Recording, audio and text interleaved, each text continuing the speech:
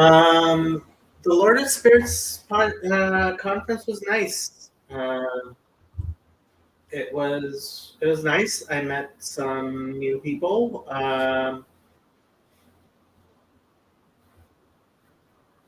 Yeah, I mean, it was nice. I don't know what else to say. Um,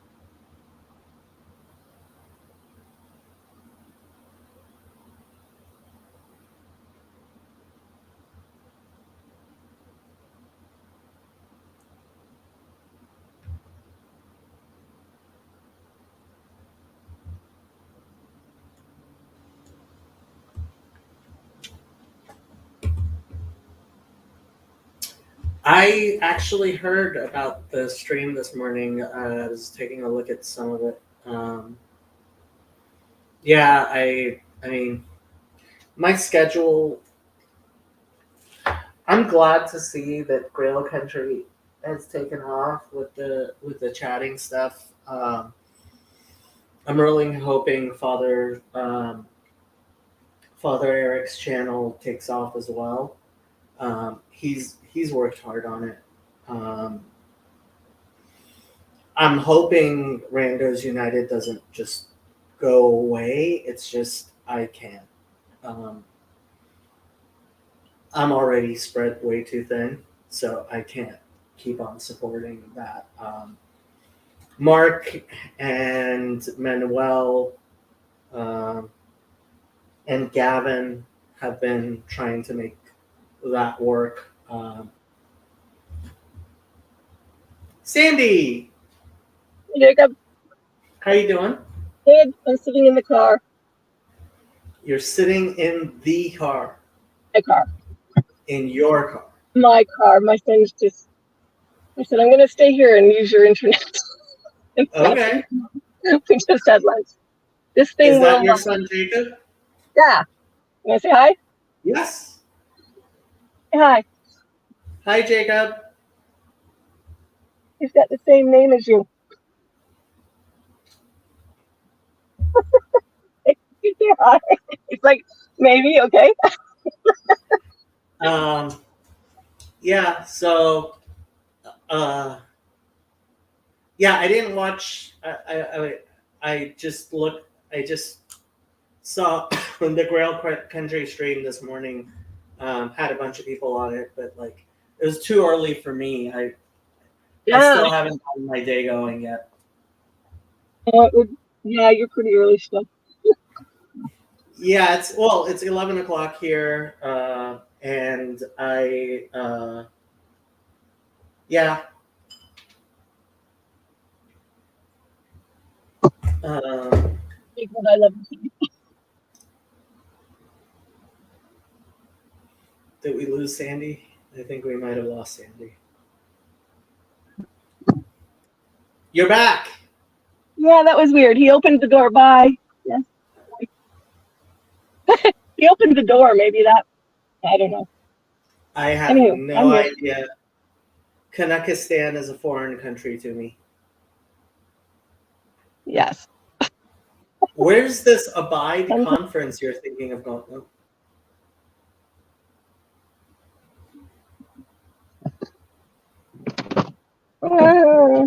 Here is what. Popped in and out. Yeah.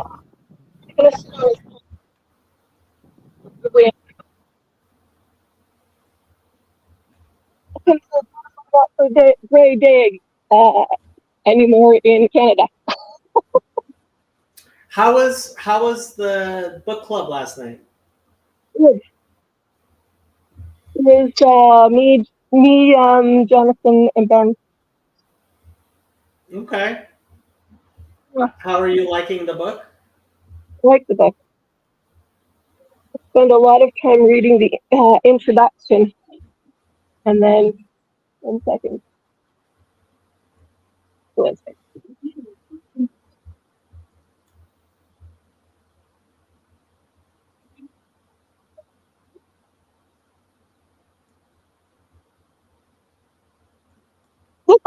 Are you okay, somebody? Yeah, fine. Anyway, I can't see you because it's bright. Whatever. And it's windy. And it's windy. I think she said, "Don't you come outside?" I'm like, "Well, I'm just chatting with somebody." Anywho, it's nice. We had freezing rain yesterday, and today doesn't even. Well, Jacob said they didn't have any here in Milton, anyways. They're in a different weather. They get different weather. I see Yeah. Line. Yeah. I had to explain that to him last Christmas when I couldn't come down to get him because 2 snowplows were in the ditch and the weather was absolutely terrible. And I got down here and it looked as green as it does today.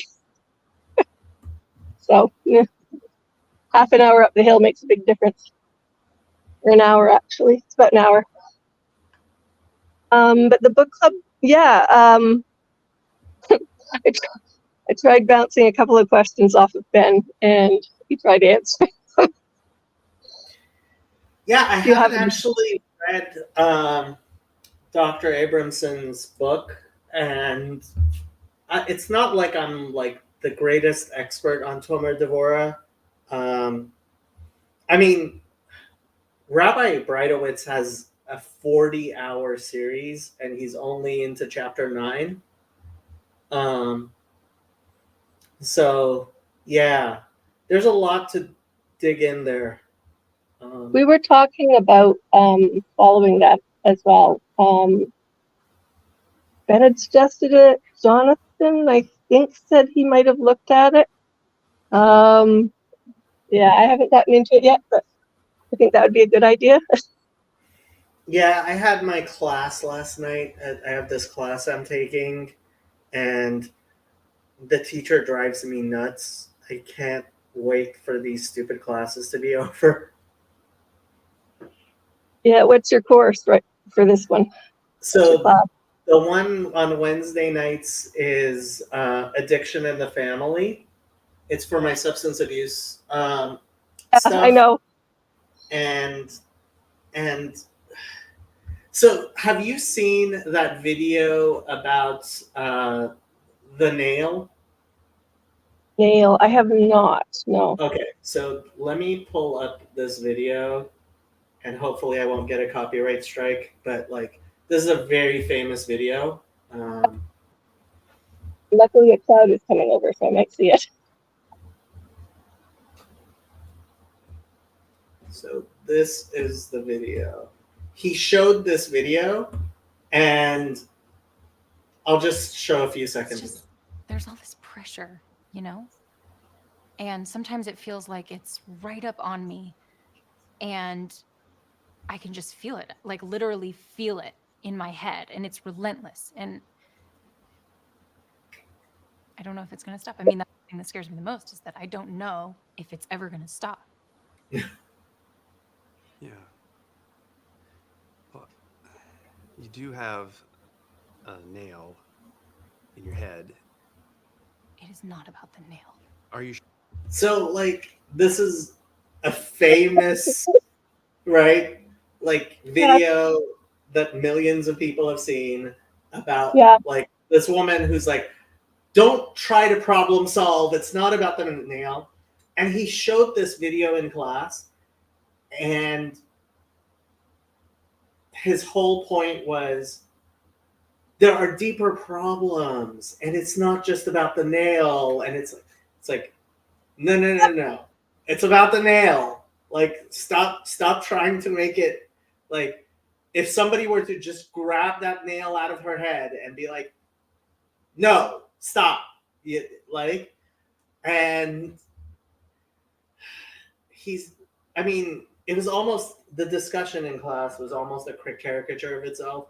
And I just could not. Oh my gosh, I would have loved that class. I've had fun conversations in different courses about it. I mean, he is such a prototypical hippie. And actually watch this and not admit it's about the nail. I come from an alcoholic background family. I'm like, when we talk about stuff, it's always about the nail.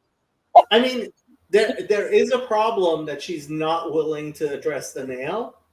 Like, she keeps up, but like, I don't know. I just want my stupid classes to be over. Did you learn anything useful, or did you contribute anything? I just sit there and try to just avoid having anything to do with anything in that class. That's an art form. You have to look just out of it enough, but not completely catatonic. Yes, it's about the nail, but what do you do as a counselor when the person is not ready? Yeah, exactly. And it is like, yeah, and this is part of my thing of, we have to move on from the counseling model to a model that integrates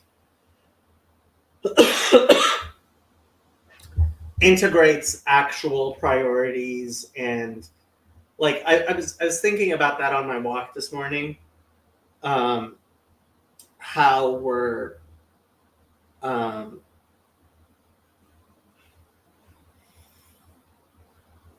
as counselors, we're supposed to be neutral and non-judgmental, but some people need guidance and judgment and spiritual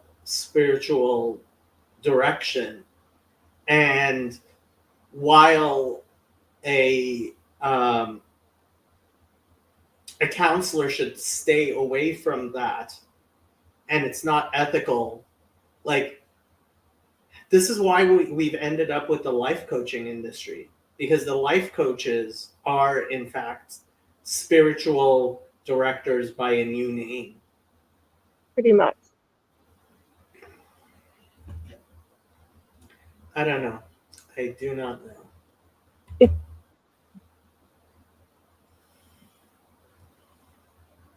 Of the people who don't know, I was going to say it's an interesting challenge.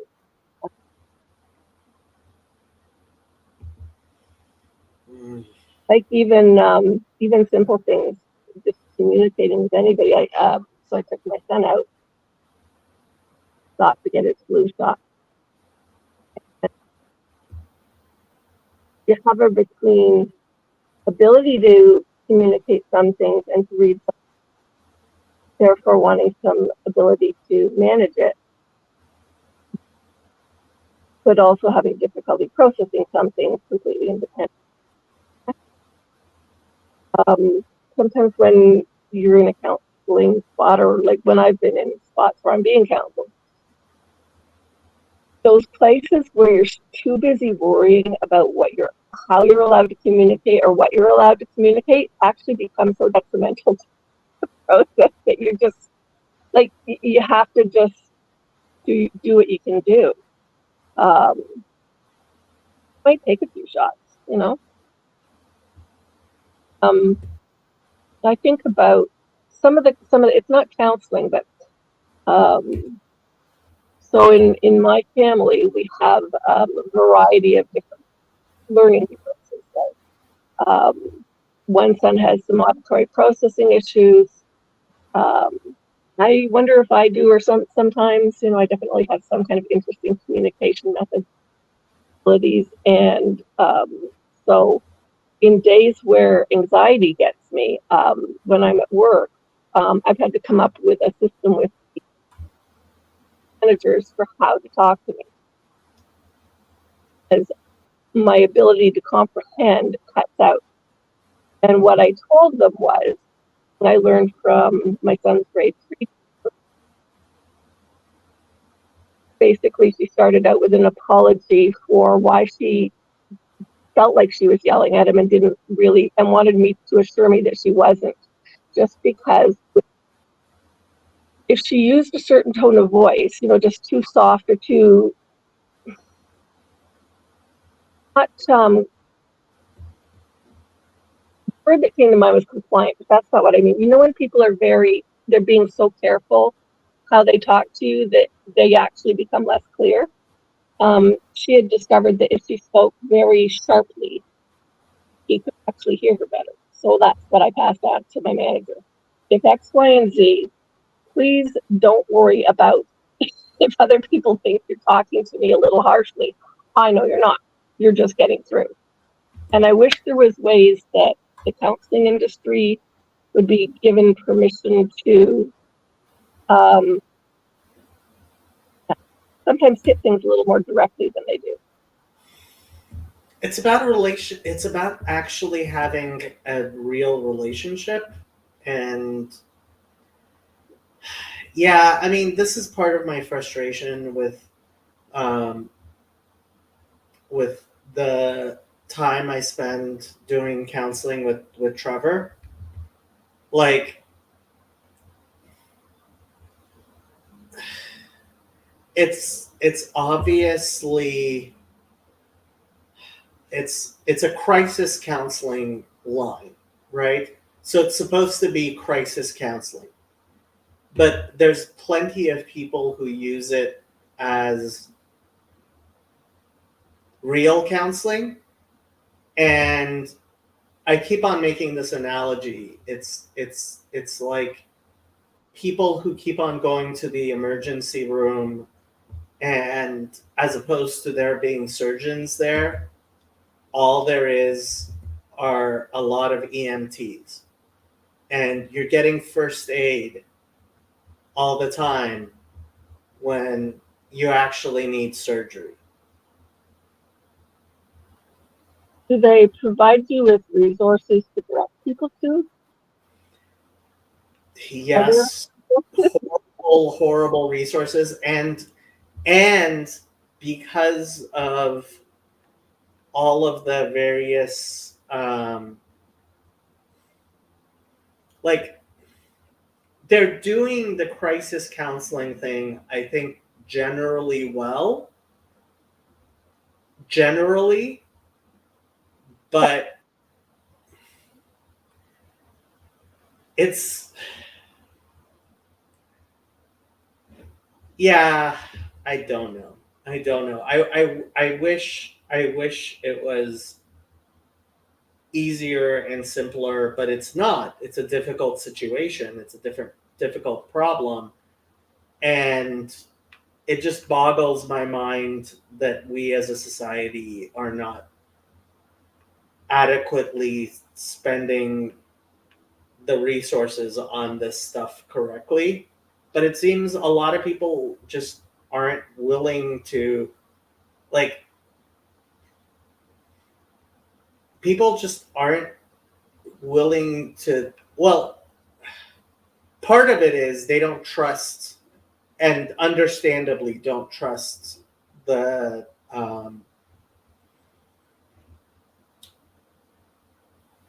entire enterprise of psychology at all. They really don't. And I understand why they don't, because um, psychology has done a lot to earn people's mistrust. But Bad note taking. say that again. Bad note taking. I'm not sure I understand.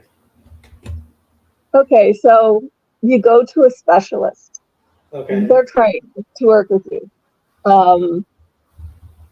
Not just for myself, but I've heard it from other people. But an example for some of mine, we went through an assessment through this son's school, but they take the entire family history.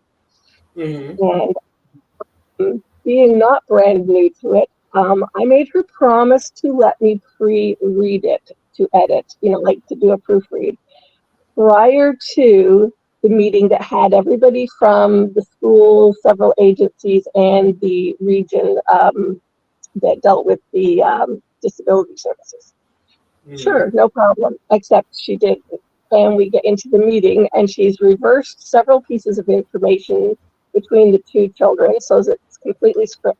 I felt rude because I'm sitting there with about 6 or 8 people that are supposed to be brainstorming things with me to work on services for my child and family. And I have to say, I'm sorry, for just put all those papers away, because a good, about a third of it was wrong. What would it have, same, and I told somebody at work when I went, because I went to get my PTSD reassessed, not the same place that I went originally, they're in a different town.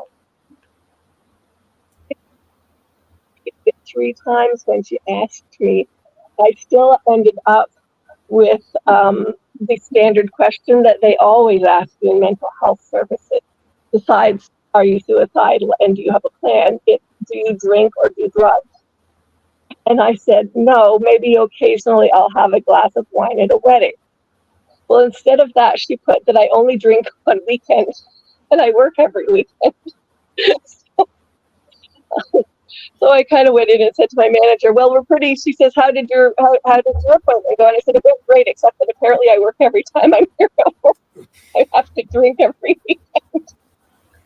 So I'm like, crappy note taking. Like, listen, people. this is a huge thing. So yesterday at work, I'm interning at a domestic violence shelter, and one of the biggest issues is just information verification. Yep. And having the information correct, and our society just Maintaining it as well. I love it. I love the place that my son is staying in. But I kid you not, every time that one of the key support staff or managers trades over, they ask me for all of the same information. Let's see, he's in his 30s. We've been dealing with the broader organization since he was about 2, so a little while. And I have given them all of the same medical, social, family, 15 times. Like about every 2 or 3 years, when they realize they have no idea where the previous person put it. And I'm like, so we're good until eventually I get too old. I'm like, yeah, I don't know what it's like in the States, but there's a lot of that here.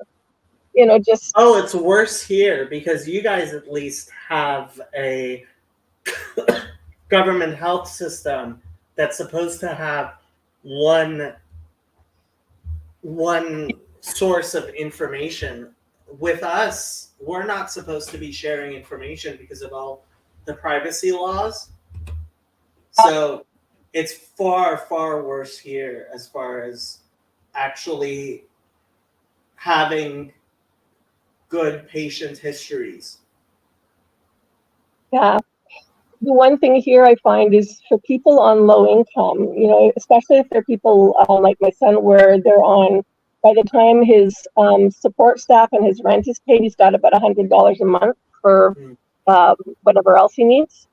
And the doctor, like medical system, it's all covered except for what isn't covered, which is kind of whatever is up to the doctor themselves. So I paid 2 days pay last year to get a note so I didn't have a black mark on my work for 3 weeks that I had bronchitis because I was more than 2 days off work. It's just So I just suck it up and go, so I'll look bad on paper, who cares? But people that have the need for paperwork, if they don't have a consistent doctor or something, there's a lot of not having doctors here right now. So, yeah, I'm not sure what happens, but apparently people don't like, teachers don't want to teach, doctors don't want to. I don't know. I think everybody's gone on TikTok. It's just like, no idea. Only half kidding.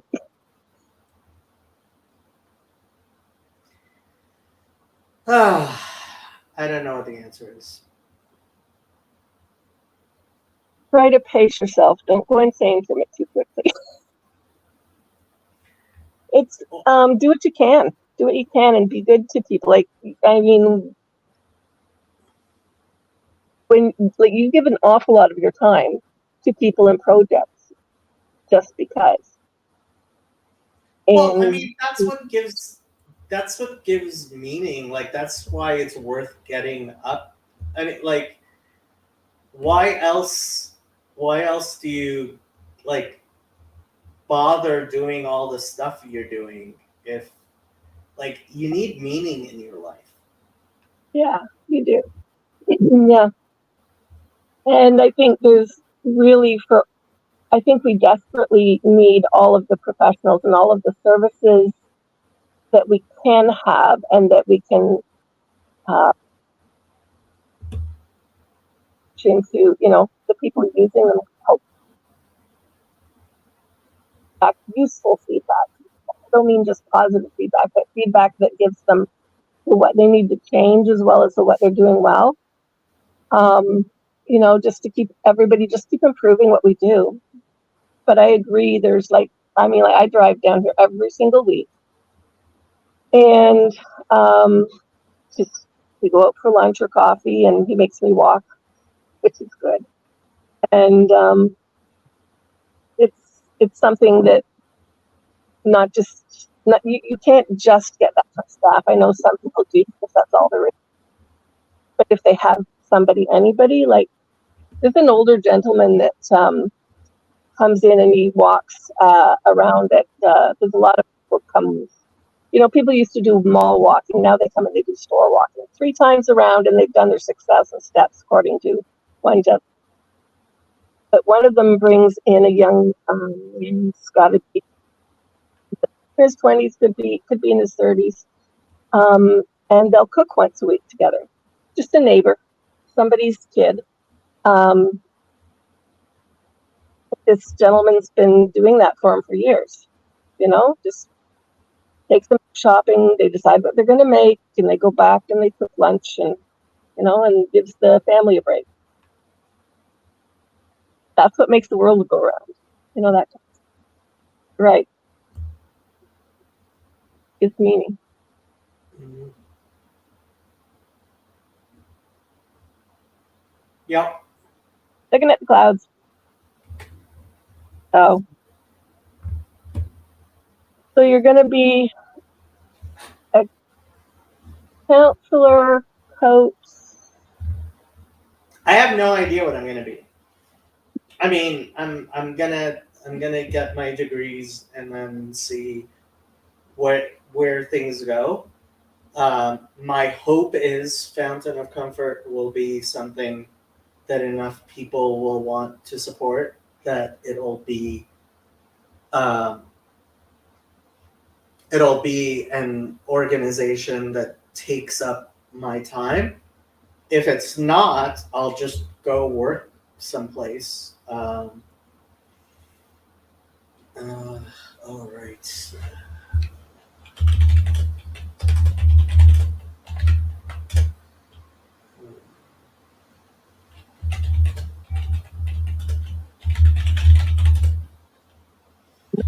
That's how that was. This is gorgeous.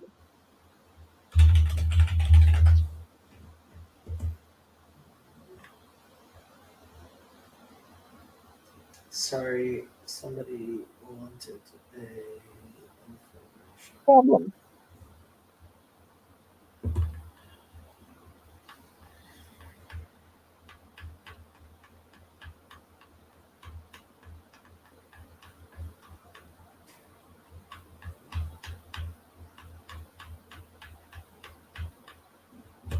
I wish I could just like ignore.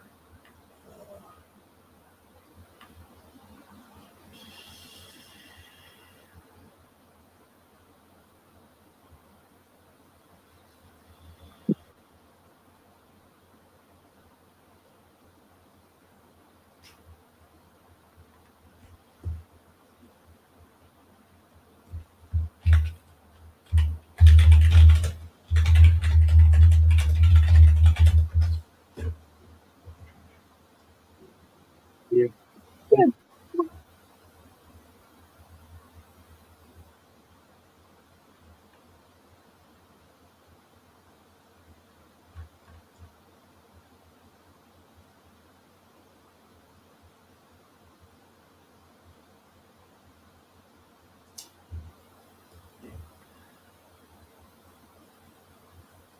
Watching.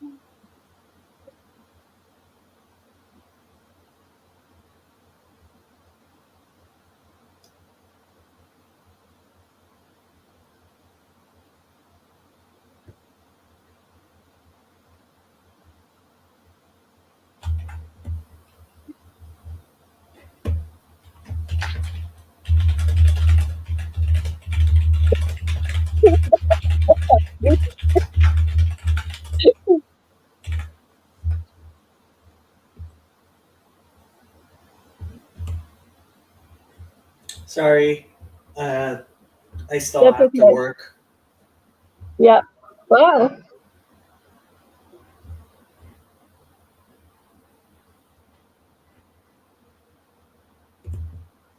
I'm going to slowly drive down to Hamilton area. With that separate meeting. I can't hear you very well. No, sorry. I think I just put my phone down on my knee. I just said I'm gonna drive about a half an hour south soon. Okay. Go to Back home. Hamilton. Oh, if you were just looking to chat, it was nice to chat with you. It was nice And chatting with you, Sandy. right. See you later. Bye. Talk to you later.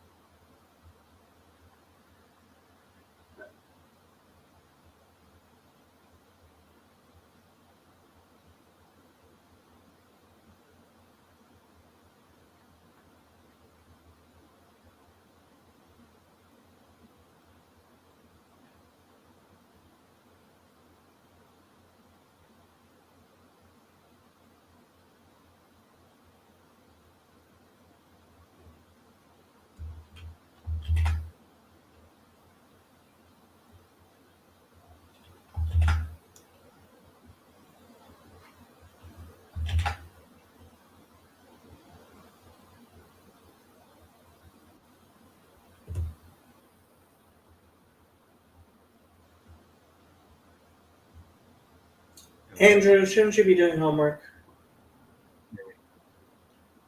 Oh, which reminds me, I should probably Trey. Where's the group chat? Dun, dun, dun. There it is.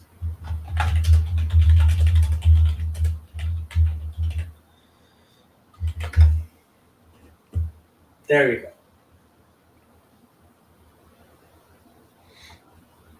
You look like you just woke up. No, I woke up like 2 hours ago. How'd your midterm go? You know, it went.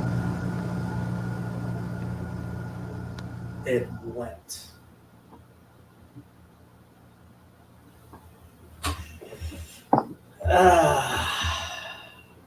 Your parents are gonna kill you, aren't they? Yep. Yep. Yep.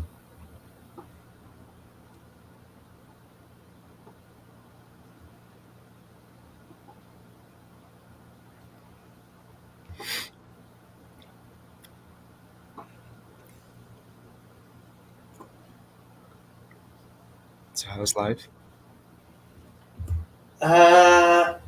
I'm kind of sort of catching up with stuff. I'm hoping my stupid bathroom will be done in the next few days. If it is, hopefully, my life can go back a little bit to normal. Maybe, could be, should be. That would be nice. Having a bathroom, not having so much stuff all over my apartment that I can't like do anything.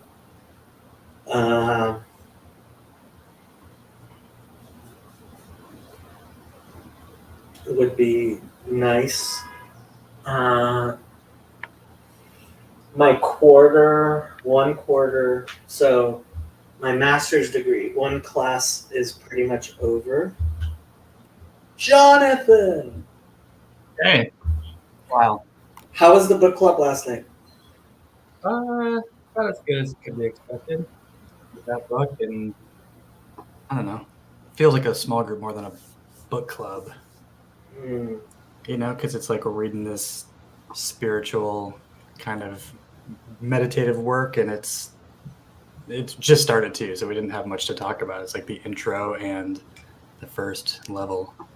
Yeah, I listened to maybe 2 minutes, and I think it was Trey who asked, "Who's this rabbi who wrote this?" And nobody seemed to know, and it's like, It was hard to hear him in the car for a second, so it took me a moment to figure out what he was actually asking. Yeah. Yeah. Because it wasn't clear if he was asking about Abramson or Cordovera. Yeah, and Ben was the only one who has any sort of real background in Judaism. So, Right. yeah. Right. Yeah, Elijah is actually, I mean, he knows way too much about Judaism for his own good, which I guess is good, but he's busy doing stuff. Life Yeah. happens. How are things with you? How are the kids? Kids are good. I just got finished digging a hole in my backyard to bury my kitty. She had to be put down today, so we had that happen. But it's been a long time coming. She was old, so Sorry to hear that. yeah. Yeah. I don't know how much longer Happy's going to be with us. Happy, should we put you down? Happy doesn't seem to think much about it. Yeah. So, but Sani gives you condolences on your kitty. How old was your kitty? Oh, we had her for about 10 years almost to the day, but we adopted her in Texas as a stray. Okay. And the vet thought that she was already a senior citizen, so she could have been up to 20 years old. Oh wow. And yeah, but over the last 6 months or so, she really started deteriorating, like just slowing down, stopped grooming herself, not eating as well, getting super constipated, all that kind of fun stuff. So we knew it was probably time to go have her checked out. And the vet was like, "You can spend a bunch of money to discover what the true culprit is, but there's enough red flags here where it's probably time to say goodbye." And I was ready. What I'm did the kids say? I mean, it's kind of our first at bat with like dealing with death or a death in the family. So my 8-year-old, I think, was more, affected by it. The 5-year-old just kind of asked questions like, will she wake up? Will she get a shot? Will it be a big shot? And it's like, well, you mean like a needle or like, because it'll be the big shot, Yeah. So my older son did not want to see the burial or just, he went to school this morning and the cat was alive and he said goodbye and he does not want to. No, I need about it. Yeah. Yeah. Whereas the 5-year-old, wants to help put her in the ground. So we'll see. And the baby won't even remember her kitty pal. But yeah, and it's harder on my wife. She was more emotional about it, but she had a family pet growing up. Like she had a dog who had to be put down years ago, and I never had a pet growing up. I just had a lot of siblings. So How many siblings do you have? 4. Wow. I am the eldest. Wow. Yeah. So anyway, that's the news of the day. But otherwise, we have the same great weather Sandy's enjoying here in the Midwest. A cold but cloudless sky and autumn in full effect.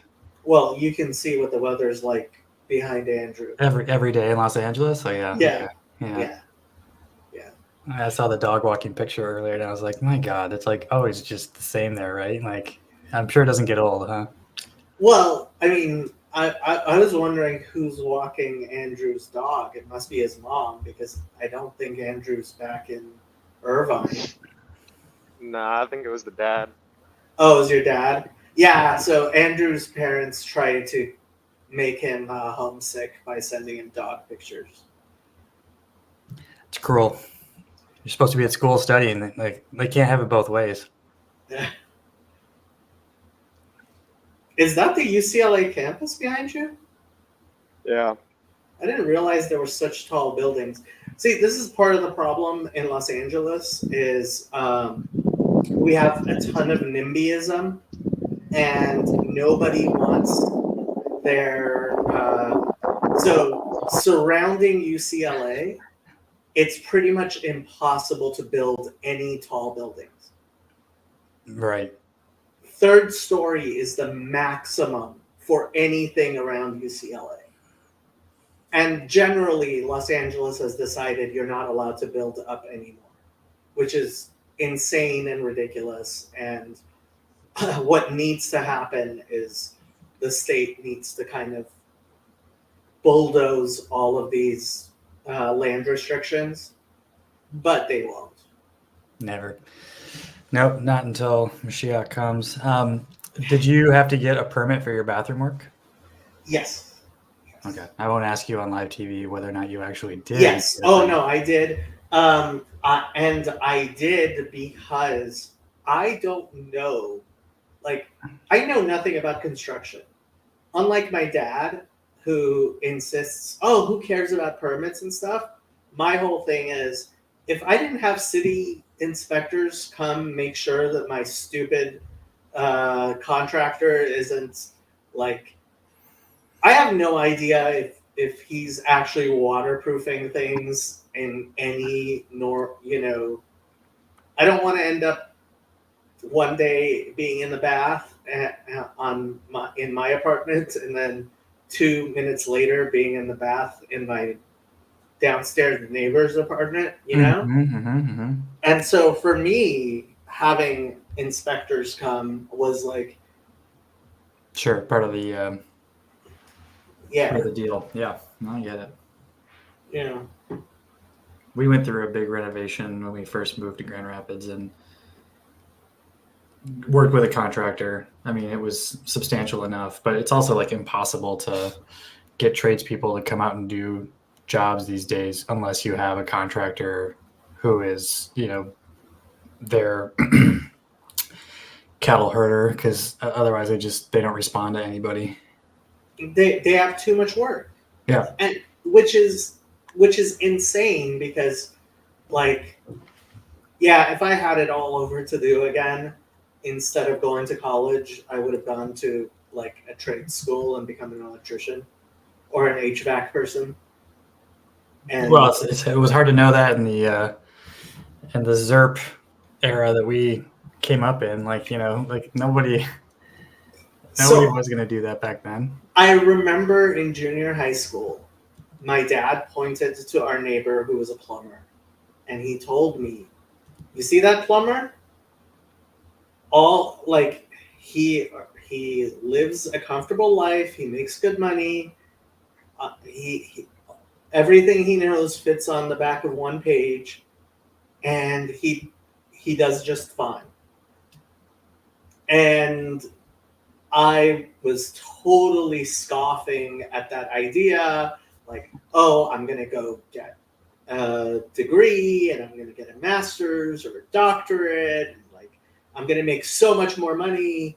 And it's like, no, I would have done much better as a plumber. Yeah. Well, you can always fall back on it, I guess. Become a plumber now at age 45. Yeah. Stranger things have happened. Maybe a welder. Also, I have like zero competence doing anything with my hands. Yeah.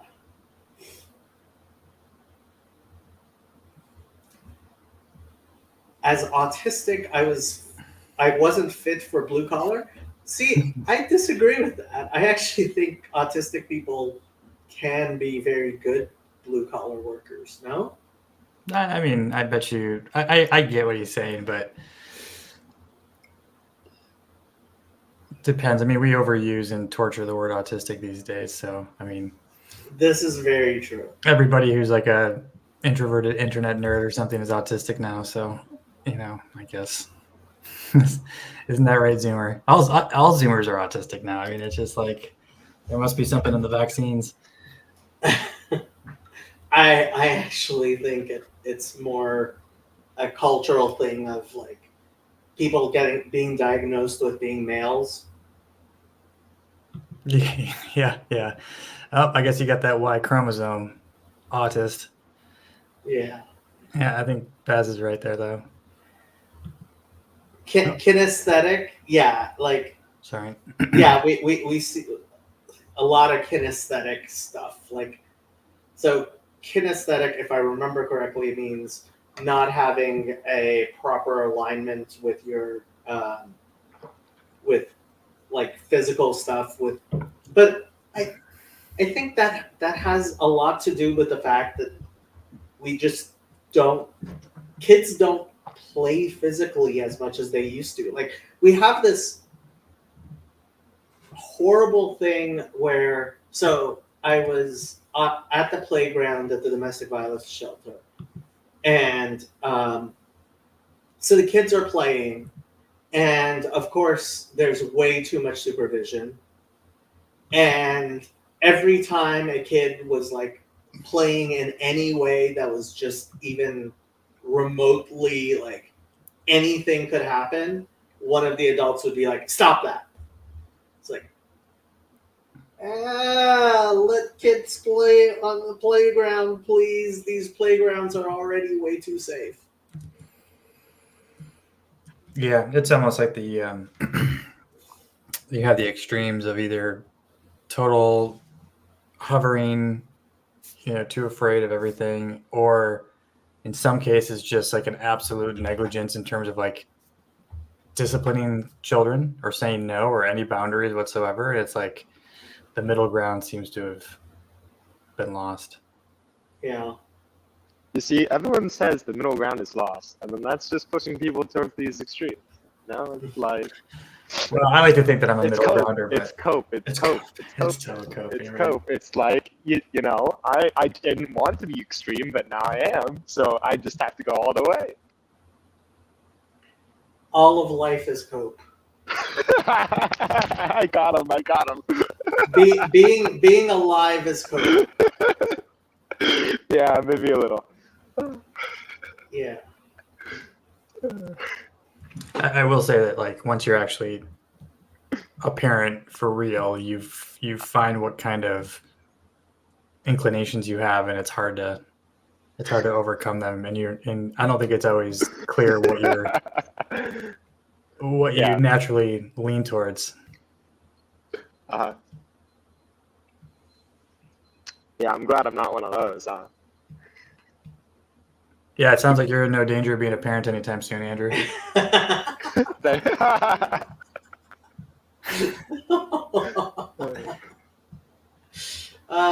okay. There'll be others.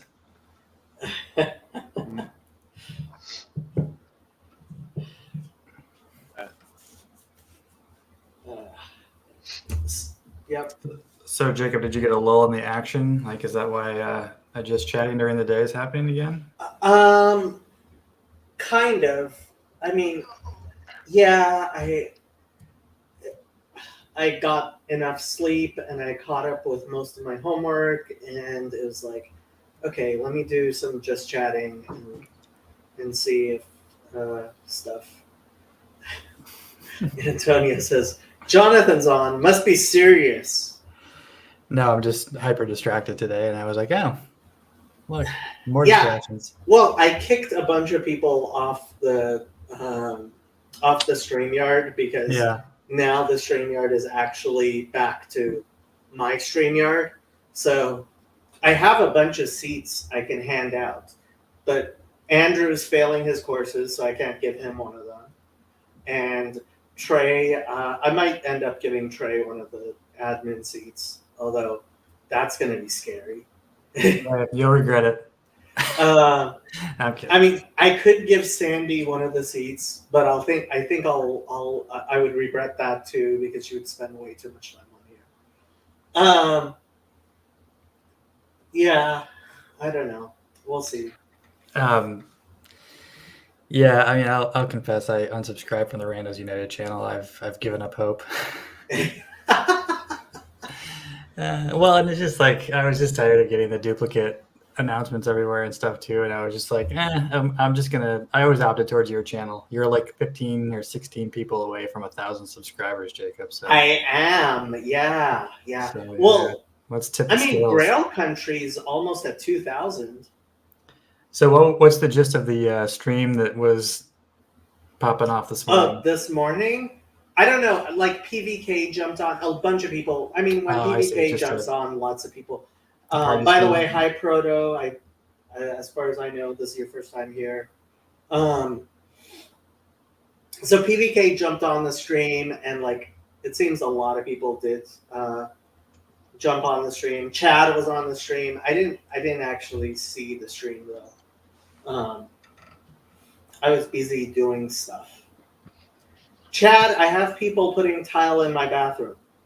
And every time somebody puts tile in my bathroom, I think of Chad. Which is like once. Yeah. Well, they've been doing it for like the past few days. What kind of tile you got going in there? Well, I mean, I could show you. Hold on. Uh-oh. How's it going, Jonathan? Good. This is turning into an episode of Cribs. Oh, sweet. Cribs LA. Yeah, how are you, Chad? Good. Did you have Just, your dinner in Wisconsin yet, or is that later? It's on Saturday. Cool. If I didn't have that lake that I had to drive around, I would try to make an attempt to come visit, but it's a hike. It's Yeah. porcelain tile? Does that Yeah, make that's sense? a 12. Yeah, that's a 12 by 24 porcelain. Okay. Let me close the window. Yeah, I'm just cleaning up around the house right now and marinating the beef and Sweet. Yeah, getting everything ready so everybody's comfortable. The Mhm. manufacturer is Portobello. I don't know. Is that a good manufacturer? There's tons of them. It sounds like it's from Italy. You hiccup there. You said what? It's Italian, he says. Oh, it's Italian. Okay. Is that good? Yeah. Okay. If it was good enough for the Romans, it's good enough for you. I guess so. Yeah. Yeah. What pattern are they making? Mm, Okay, never mind then. You just said run with it. yeah. Yeah. I mean, what do I know? Man, you're the easy guy to work for. Yeah, I it's a try to herringbone. be. I mean, it's like so my cousin's husband claimed to be a designer. I'm like, okay, you do it. And he bought the stuff and it all looks like it's okay stuff. And the contractor seems to be doing okay work. And when it finishes, I hope it'll be okay. But like, it's been kind of aggravating how long it's taking. But I mean, yeah, if I don't know something, I try not to like overrule the people who know. All right. Like, I'll ask you a couple questions. How long has it been going? About a month. A month. How big is your bathroom? Tiny. Roughly. Probably, I don't know, 8x4, something like that. No, it's bigger than that. You're 10x6. Okay, so they're redoing the whole bathroom, the tile floor and the walkway as you walk in. No, just the bathroom. So there used to be a shower and a tub, Yeah. and the toilet and the whatchamacallit, sink, The vanity. Yeah. vanity. Right. So they took off the shower. That's turned into a closet, Okay. and then the tub is being replaced by a nice deep soaking tub, which was what I wanted the most. And like a walk-in tub. kind of, yeah. But it's. I mean, I could show you, but it's a soaking tub. It's Okay. not. And so they're tiling all around. So that's Yeah. going to be all the way up to the ceiling where the tub is, and they're tiling the ground. Yes. But the walkway. rest is just going to be drywall. Right. Yeah, they're tiling the walking area where you walk in to the bathroom, the part Yeah, that you and- stand on. Yeah. So, did the time that take? Is it that they had to wait for the material to come in? No. I mean, the inspections, first of all, when they destroyed everything, there was a lot of water damage, so they had to reframe they had to do like Yeah. all the framing, and then electricity, Yeah. and then they poured concrete, and part of the problem was they were not working every day. Okay. And when I left for a week, I was hoping they would be working while I was here, but like he couldn't work things out with my dad because he would call my dad and say, "Oh, can you be there in half an hour?" And my dad would be like, "No," and so it's. Why didn't you just give them a key? I considered that, but my dad's like, "No, you can't do that." Okay, so your dad's paying the bills. No, but I also don't want like. It's not that my dad's paying the bills, but like, I also, There's nothing wrong with that. I was just pointing. Yeah, no. It's more along the lines of I try to do things prudently as I can, and while I felt fine with handing a key over, Well, first of all, I don't have a key to the gate to the building anyway Mhm. that I can give away. Mhm. Yeah, I don't know. I probably should have done that, but I didn't, and that only delayed it a few days. I don't know. I don't think that made a huge difference. Yeah, well, just my experience. Yeah. It's a 2 week job max.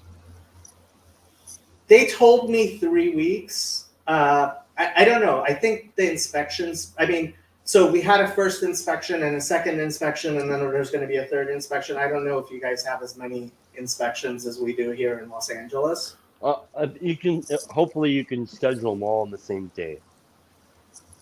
Oh, so no, we have 3 different inspectors Right. come 2 different days so far, and then they're going to have to come a third day. Okay. Yeah, Why are you living in Los Angeles? because that's where all my family is. Okay, fair enough. Yeah, no, I mean, I would actually want to move out of Los Angeles, but the fact is, all of my family is here, and I mean, we're actually kind of trying to build a little TLC type community in Los Angeles, kind of. Mm-hmm. You know, Andrew, Trey, Jack, a few other people. Are you guys building the new Zion? No, not even close. If we were I going will- to do that, I would at least move to Utah. Yeah, well, I'm actually watching a show about that right now, which is horrific. Utah? No, it's called it's called Under the Banner of Heaven. I watched that show. Yeah, I'm on episode 5 right now, and it's like I I don't know. It's to me, I feel like everybody in the corner should probably watch it, so you can kind of see how stupid we look sometimes. Do you know, what's his name? Ethan?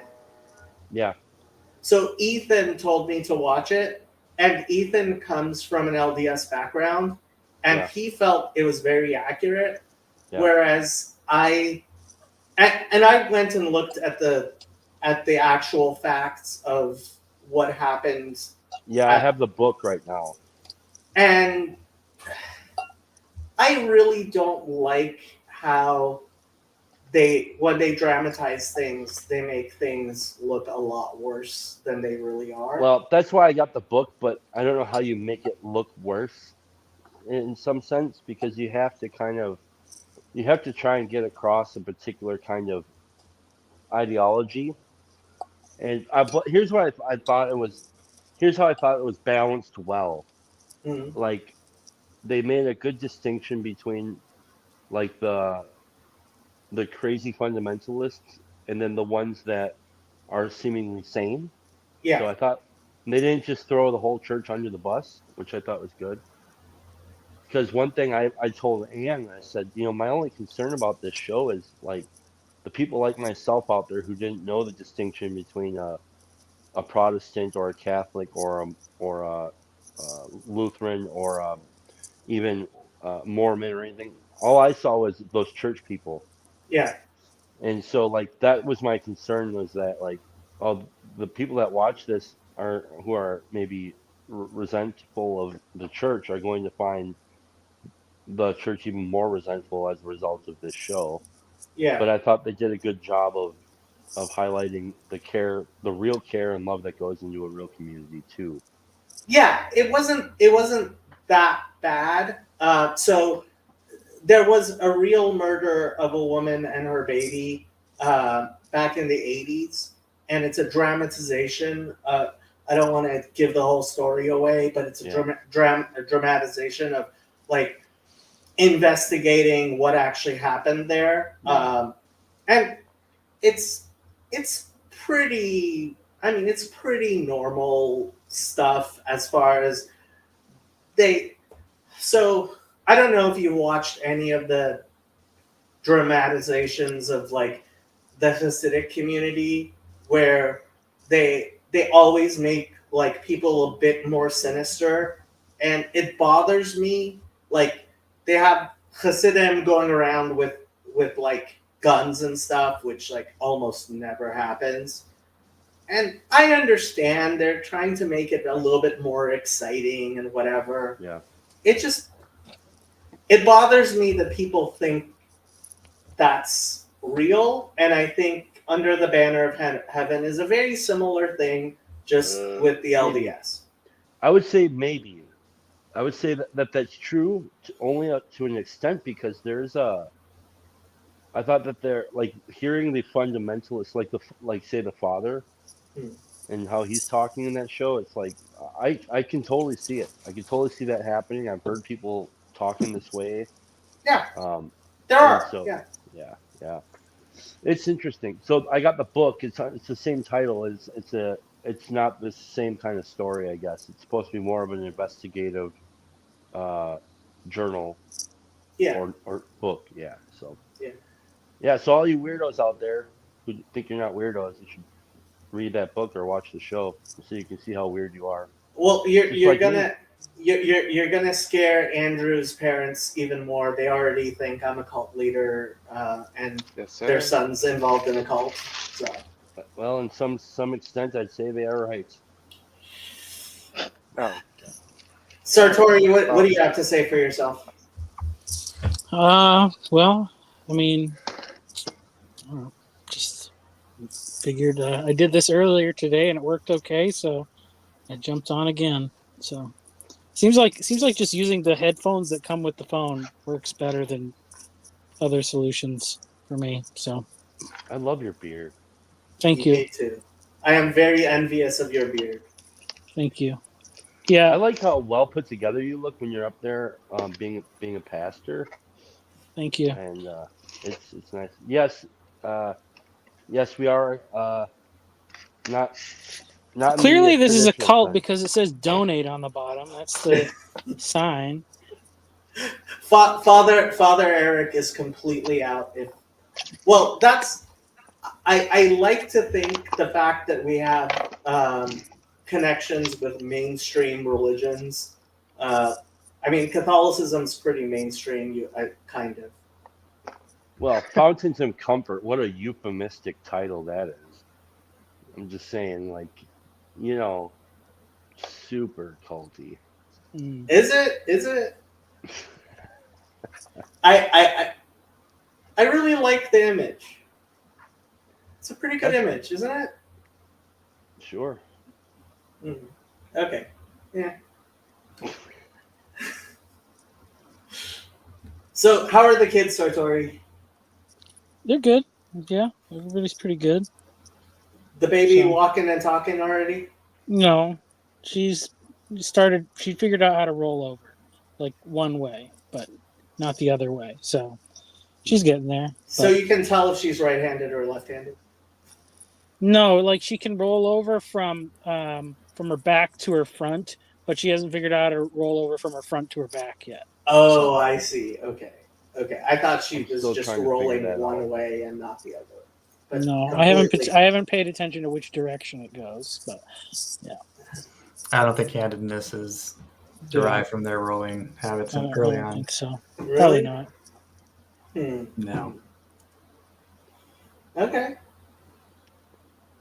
I'd ask my mom, but she probably forgets. But I'm a lefty, so I have to see if I rolled over on my left side.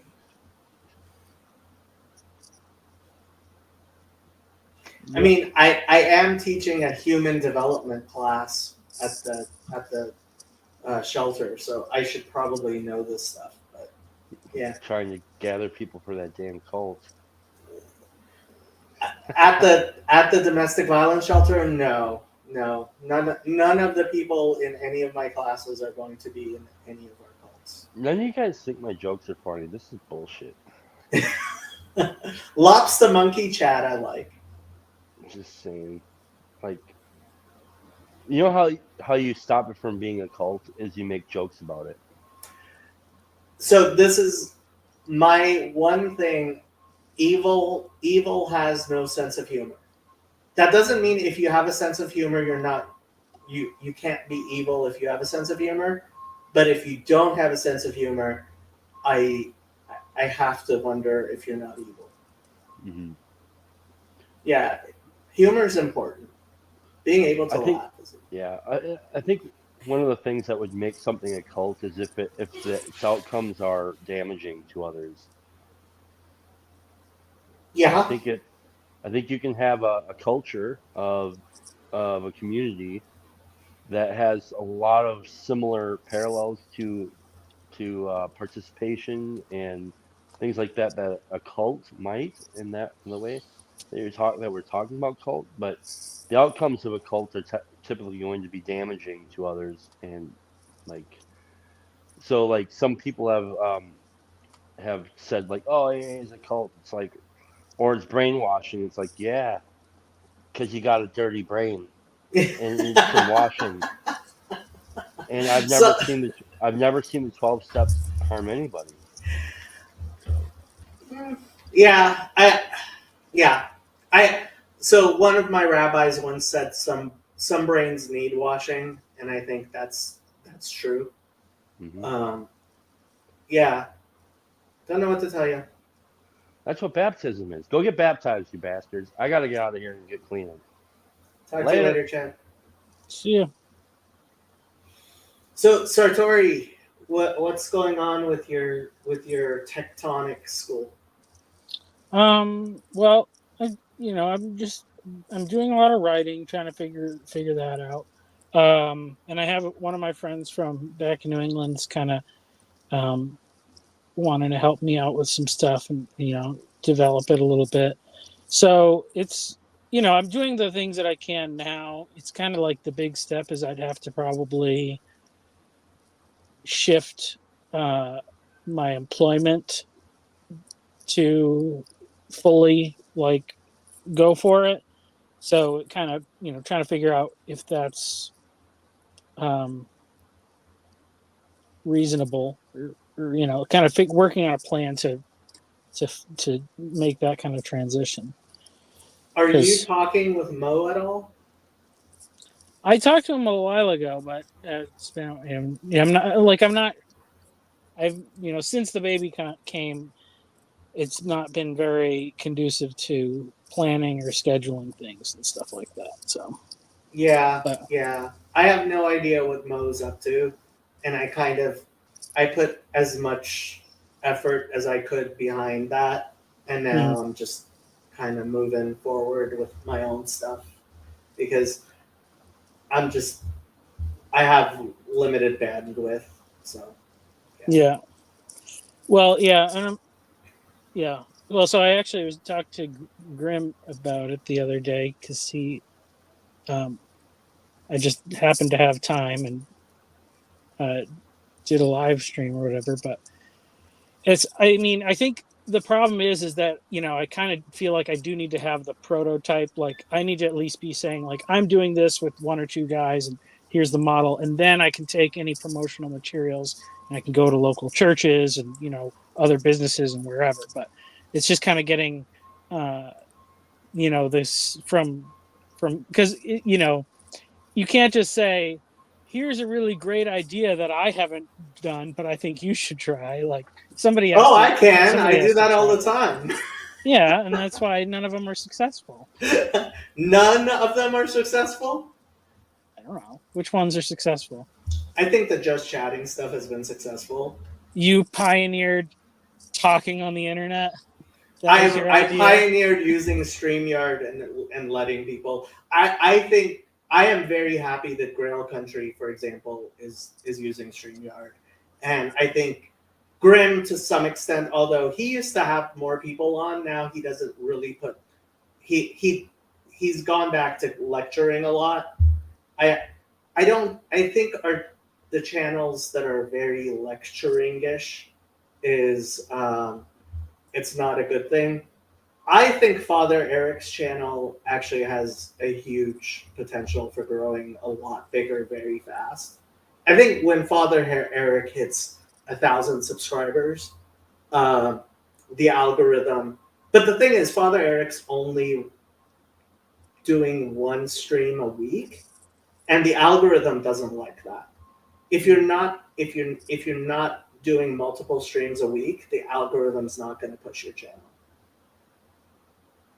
which is part of the reason why I've been having like other people do streams when I can't do streams myself, right? And that's part of the reason why I think it's necessary to actually have a single channel where lots of people. I would love for Randos United to work out. It's just I can't administer it, and yeah. So Yeah. Yeah. Well, I mean, I was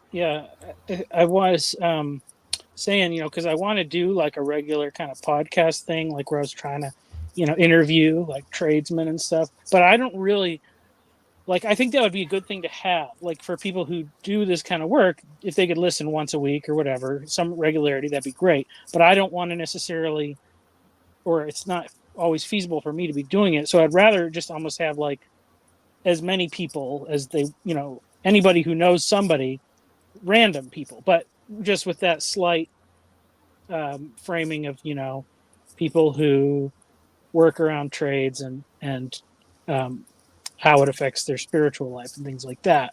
But, just having random people interview the people they know. So I guess I probably just need to figure out some more like calendar kind of stuff to get people, to do it. Because that's just what I don't have the bandwidth for, is like hunting people down and setting up the time and, doing the whole thing. My people life's too have to be unpredictable. willing to work together, and and unfortunately, I think people are very reluctant to like. I've been handing people the keys to my channel a lot more willingly, and I think that's why Grail Country is working. Nate is willing to hand the keys to his channel to other people. Yeah. I mean, it's the whole philosophical grounding of Grail Country that I fundamentally can't support, but I'm happy they're doing what they're doing. So, yeah. Yep. So how are things with church? Church is good. Yeah, we got a lot of kids. We got a new pastor, and I think we might be like becoming a real church with like a denomination. So I don't know.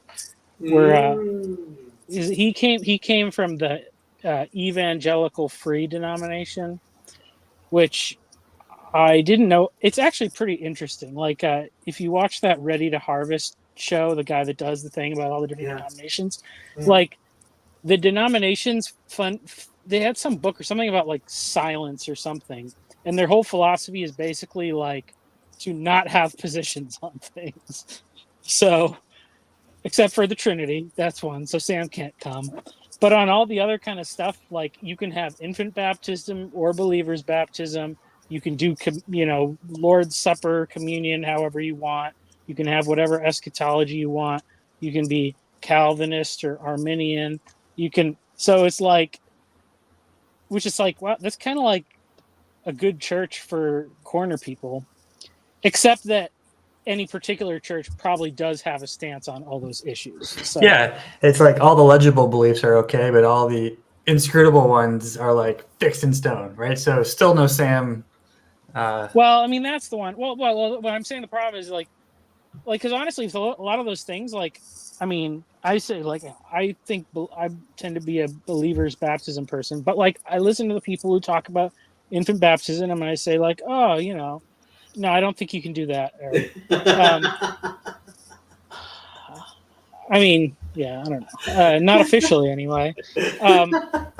Like I want the actual local church to be like, we don't know. You can do what you want, but when you're at the local level, you have to make decisions about some of those things. See, this is the thing. I think under defining things, like I try to define things as little as possible, but the number one complaint you hear from Noahides is you don't demand enough. That is the number one complaint you hear about being a Noahide is what are the demands, what are the rituals, what are the stuff. I think that's a dumb complaint, but maybe I'm the minority. Well, you're the one. You seem to mind the least. Yeah. Yeah, it's a bloody relief. It's also it's still a tough 7 to follow, you know. But Honestly, it is.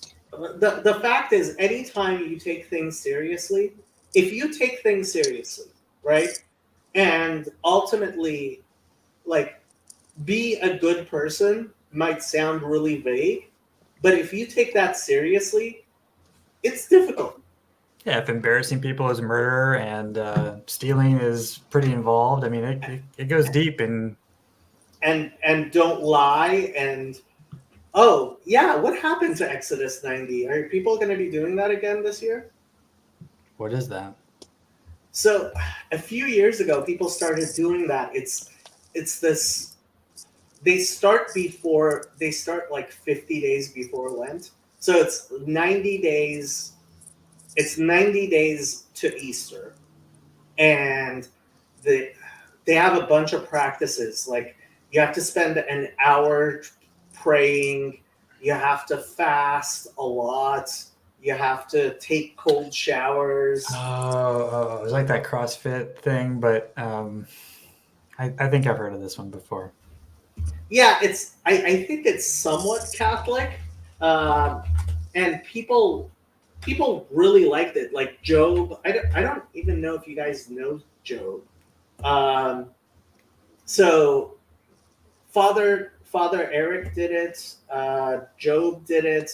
Jeff P did it, and they really liked it. I think Trip also did it. So they have an app, and they have here. Prayer, silent prayer for 20 minutes daily. Make one holy hour each week. Read, listen to a daily passage on the Exodus app from the book of First Maccabees. Oh man, Ew. you gotta get an app. Forget that. And the book of First Maccabees. Come on. Make a daily examine. I have no idea what Yeah. an examine is. They're weeding out the Protestants and the Jews again. Celebrate the Lord's Day as a little Easter. No meat on Fridays, cold showers on Fridays, attend weekly fraternity meetings, check in with your anchor, which is like kind of like your sponsor, I guess. Yeah, so more than 100,000 Exodus men have come before you, and tens of thousands of men from all over the world are on the road right now. So, yeah. Maccabees is 2 based. Sorry. 2 based. Yeah, I mean that's easier than just saying like God gave you your whole life, and then He's gonna expect an account of what you did with it. So, you know. One of my favorite explanations of the Day of Judgment is you're going to be shown your own life, and you're not going to recognize that's your life, and you're going to be asked to pass judgment on yourself. Like David. Yep. Like what Nathan did to David. Basically, yeah. You gotta say based or cringe, right? Like Yeah, that's gonna be. Yeah. Well, right. I mean, Judaism fundamentally rejects the binary. We believe that each person will receive an infinitely just judgment, meaning that if you are a tiny bit of a better person, you will receive a tiny bit greater reward, and if you are a tiny bit of a worse person, you will be punished a tiny bit more, because ultimately, like, that is one of the 13 principles, is a person will receive their reward and punishment precisely as they deserve, not some sort of binary thing of like heaven or hell, you know. Michael doesn't like that. No, I don't know. I think, you know, I'm really on the fence about a lot of stuff. So like, I think obviously the framing that a lot of people have, like, I'm not necessarily sure that like being elect means salvation, or that's the main point of it. Like, because in the Old Testament, or we'd say Israel being God's chosen people, the elect people, that means that they're the instrument through which he works. It doesn't mean that those are the only people that go to heaven. So It doesn't even mean that those people go to heaven. yeah, well, right. I mean, so and that's why and I even say, like, as a Christian, like, I am not, I'm definitely not convinced that like everybody who doesn't do X, Y, or Z is going to hell. And I think that a lot of that stuff is, crept in to enforce good behavior or whatever. That's kind of the why the teaching goes that way. And you can go to, like, I also can't commit to like universalism or something. Like, I don't know. So you can't. If you commit to one position, there's always the chance you're going to be wrong. So don't commit so much. Right.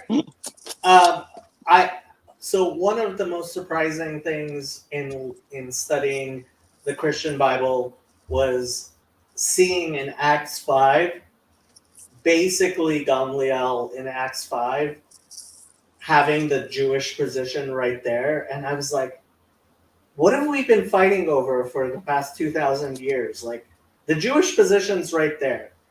If it's the Messiah, it's the Messiah. And if it's not the Messiah, it's not the Messiah. Why are you getting involved in this question? Right? Like, who asked you?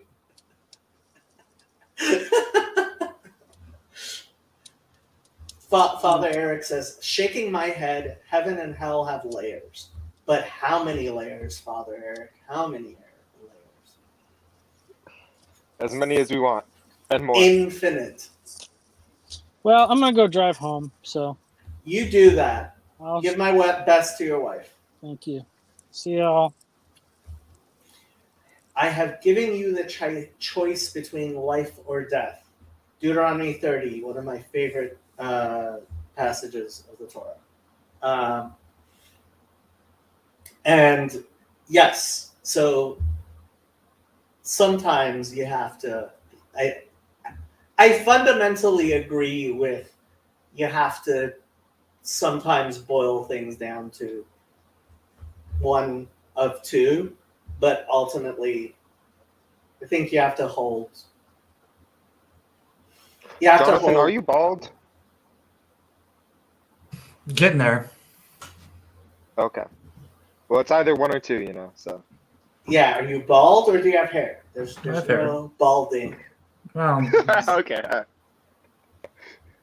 There's no such thing as balding.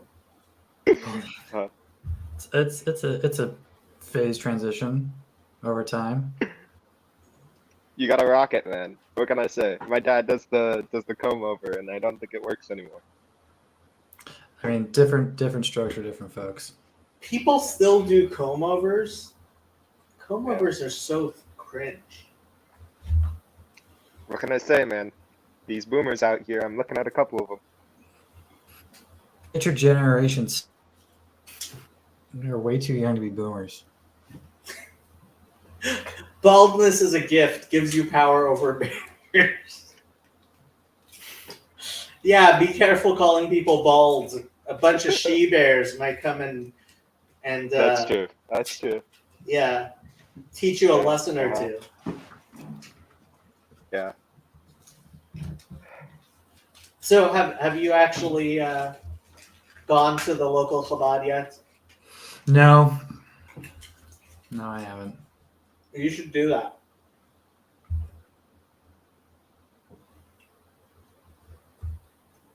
You're right.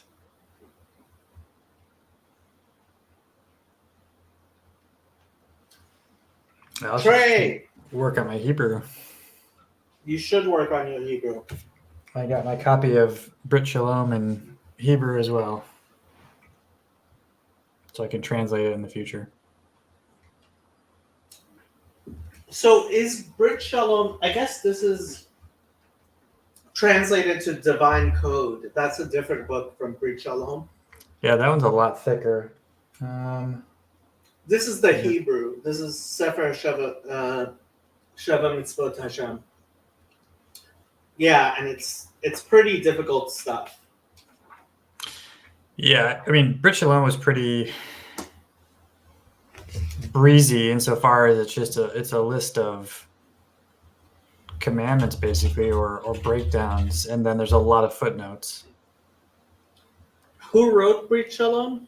I think it's Rabbi Shirky Right. That's From the- why. from the Noahide World Center. Yeah, that's why. What's his name really likes it. Chesed? Chezi. Yeah. Yeah. Zionists. God have mercy on our soul.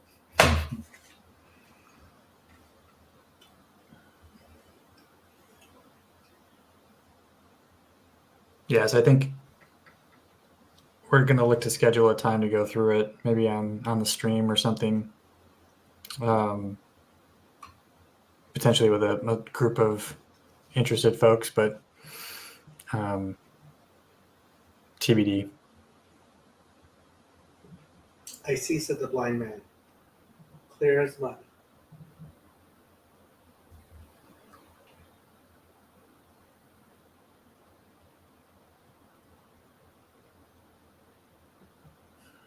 What do you think of that ARC conference, or is the C redundant? No, what does it stand for? Something citizens. Yeah, Alliance for Responsible Citizenship. So somebody who shall remain nameless asked me, "Is that stealing our thunder?" And I said, "No, we are actually trying to paddle. We've started paddling, trying to catch the wave. That's how I think of it. I think there is a wave forming of people who realize the old institutions aren't working very well. And so there was Pajot drama on Twitter. I did not notice this.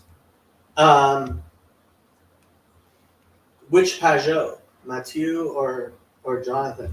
I think a lot of the old institutions just aren't working. Universities being the number one thing that's not working, but also like the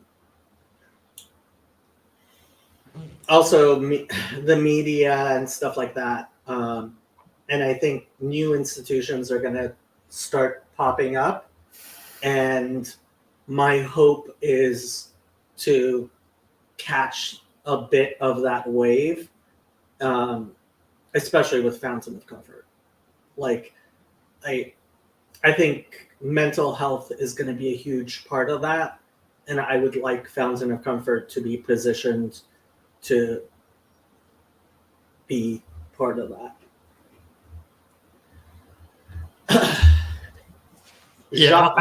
Yeah. Oh, go ahead. I'll read it off. Jonathan Pajot made a very normal statement about EO beliefs, and people got upset. Poor guy is under a lot of pressure. Okay, I have no idea. I saw the thread because it was enough, I think, chatter to pop up on my feed. But I think he basically just said orthodoxy rules and everybody else drools, and then he got a bunch of heat for it. Mm. Oh, well, okay, actually, Michael put it better. He said Catholics and Protestants are heretics. Yeah. News of Where- alarm. Is this it? No. No. It was from yesterday, so 6 hours is too recent. People freaking out because I said Catholics and Protestants are heretics. Papal infallibility is heretical to us. So are Protestant beliefs like justification by faith alone. These are reasons we are not in communion. I hope for healing in these conflicts, but I can't pretend they don't exist. I wish he had talked about the filioque.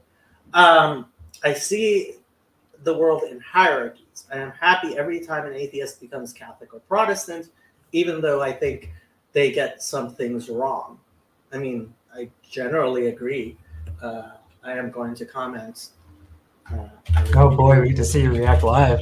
Would have put emphasis on the Oakway.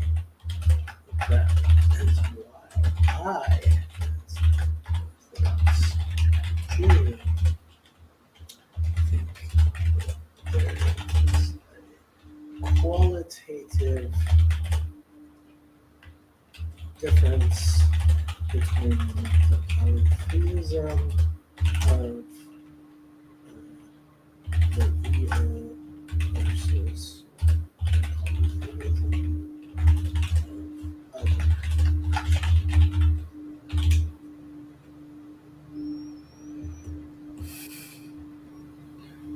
So there we go. Wait, you just retweeted your own tweet or your own? Yeah, anytime there's a if I do a reply that I think people, Oh, that will like post it. yeah, it'll post it to my timeline. So if people, yeah, I'm just a lurker on X. yeah, because generally your replies don't really. As an Orthodox Christian, I have said on several occasions that sodomy, and not just between men, is a sin. So is promiscuity and sex outside of marriage. So is greed and pride and lying. I also know I am the worst of sinners. I hate when Christians say that. Yeah. Talk about the sin of pride. I even think Catholics and Protestants are heretics. Okay. Edgy. Should I read There are this many sinners, entire... but I am the best. Yeah, I- like I'm better than most people. Okay, let's make this a little bit bigger. I hate doing this, but it is getting out of control. Joseph Siambra, I have no idea who that is, started tweeting at me several months ago, decrying me for speaking to Bishop Barron. He told me Bishop Barron had covered up for child sexual abusers in the church. I'm not aware of that. When I asked him for names and situations, he continually gave me a vague runaround. I found out that what he meant by this was that Bishop Barron had refused to meet with him as a sexual abuse survivor.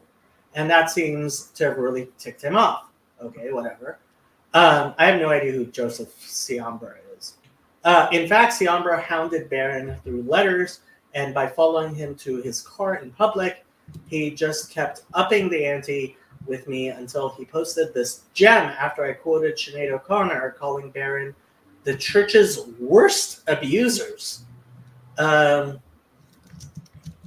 First off, Sinead O'Connor was not abused by a priest. I have no clue. Now, was Siambra abused by a priest under Barron? Has Barron abused children? Has he covered up any priests under his authority that abused children? The answer is a resounding no. Has Barron decried the sexual abuse against children in the church or the McCarrick scandal and similar cases? Yes, he has. Okay, I have no idea why this is a huge thing. As an Orthodox Christian, I've said on several occasions, okay, but the idea that every time I meet with someone who disagrees with me, is not Orthodox, does not live the ideal Christian life, that I should be calling them out or pointing out their sin or telling them they should meet with Joseph Siambra is an insane proposition. Okay, Jonathan Pajot really needs to stop even bothering with this Siambra guy. Who is this Siambra guy? Like, he has 5,000 followers. Like, Jonathan, stop giving air to somebody who has 1/10 of your followers if you don't want to give that person oxygen. So, don't know what to tell you.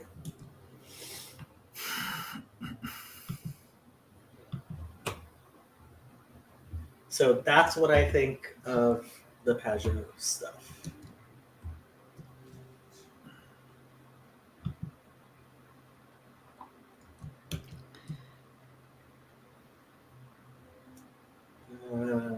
Yes, Yeah. orthodoxy is correct. You don't have to listen to him, Michael. He's a heretic. Don't worry.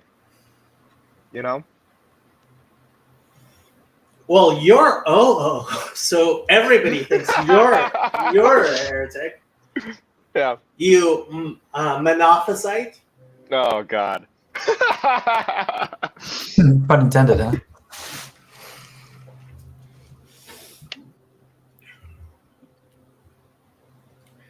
Yeah, sounds a lot like. Honestly, Axe to grind. yeah, reminds me of the anti-circumcision crusaders. They all have problems. So I'm glad we've Andrew copped a plea. Get it? Copped a plea. That's the first capped pun I think I've seen that works. Well done. I've been watching for one for months. Yeah, don't police it too much. Yeah.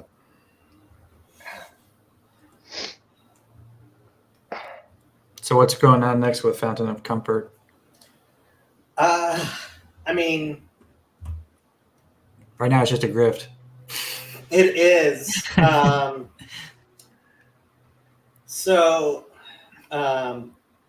Really, Jonathan got really annoyed when you made a critique video. That sounds. I don't know. He's usually pretty cool. So as far as Fountain of Comfort, I haven't actually crunched the numbers as far as how many dollars per month we are now taking in. I don't know how much it is. Why don't I actually do this now?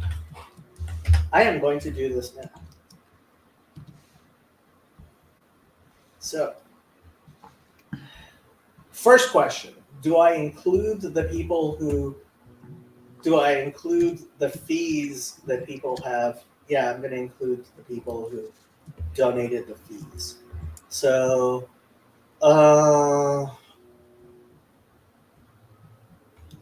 10.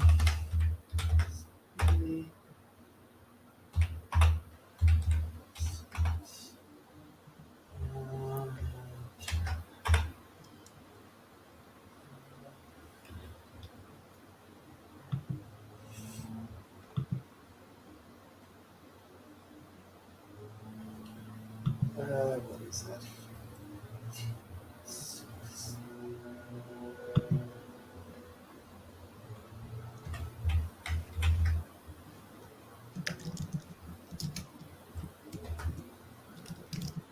So I have to say, Garth, just by himself, has pretty much doubled the amount of donations we get. So we have just under $100 a month of people.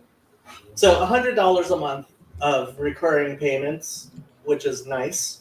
And half of that is just by Garth. Thank you, Garth. You're our favorite. Honestly, $100 a month was basically like that only makes how many people is that? 1, 2, 3,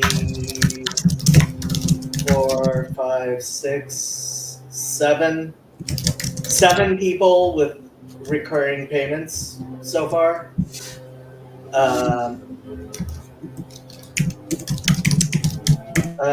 Your typing was very loud. So $100 a month basically just pays for all the setup fees. It doesn't even, but like, I'm hoping we'll be closer to $500 a month once we do our. So the plan is eventually to have like a 24-hour telethon stream, and we'll probably do that in a couple of weeks. And once it's closer to $1,000 a month. Like then there will be enough of a budget to actually start spending it on something. Part of what I'm trying to do is just get the people in this low corner who are mental health professionals or looking to become mental health professionals together talking. So right now that's Colin, Gage, me, Ryan, hopefully Sevilla. She's still wondering what she's going to do. She hasn't decided yet. Sevilla getting involved would be great. Max Friedman, not the other Max. Maybe Bill, maybe Nate. Both Nate and Bill are both social workers, but they're not clinical social workers. Maybe even somebody from Washington State. I know who worked on that, but I mean, I'm trying to help lay a groundwork for things. Yeah, it's slow and slim pickings, but yeah, don't know what to tell you. But so far, the money that's come in it's enough to pay for the expenses of setting it up. Need to have some bullet points on what you want the org to do with the org clearly defined. I mean, so we do have this.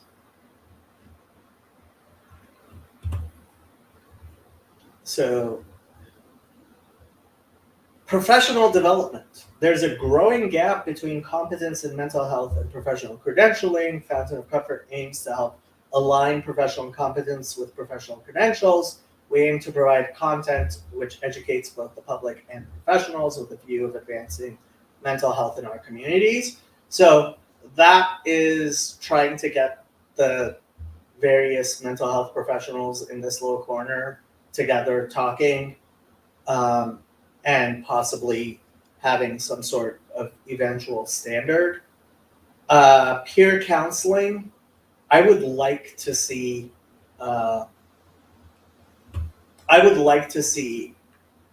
us developing information for people who, and to some extent, I mean, I'm kind of almost doing that already with people coming and asking me about stuff.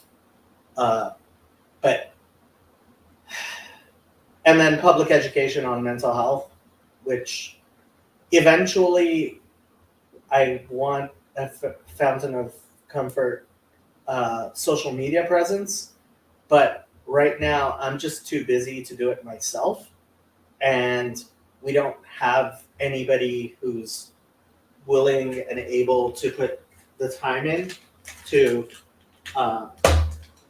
set that up.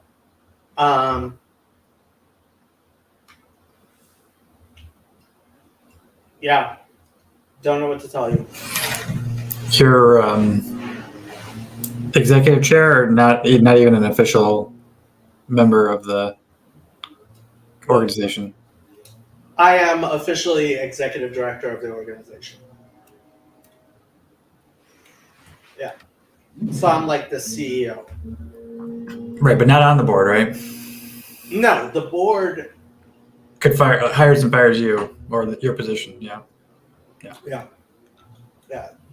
So in a for-profit context, the 5 board members are basically the owners. Yeah. And I am an employee despite the fact that I'm not getting paid.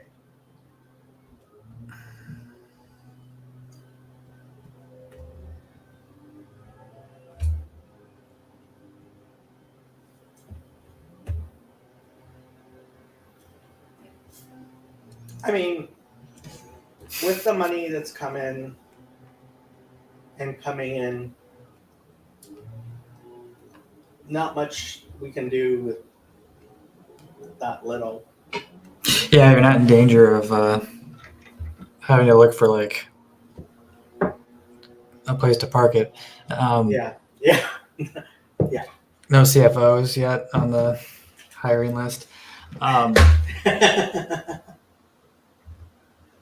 mean, realistically, right? Like it'll take like a big donation or some kind of institutional support to help prop it up into something, right? Because Well, that was part of my hope for actually making it a nonprofit.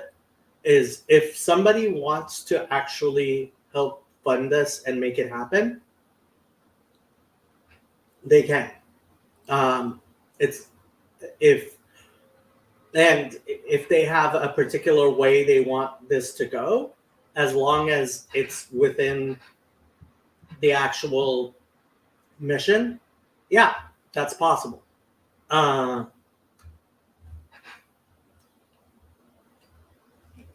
Well, that's the thing, Garth. The question is,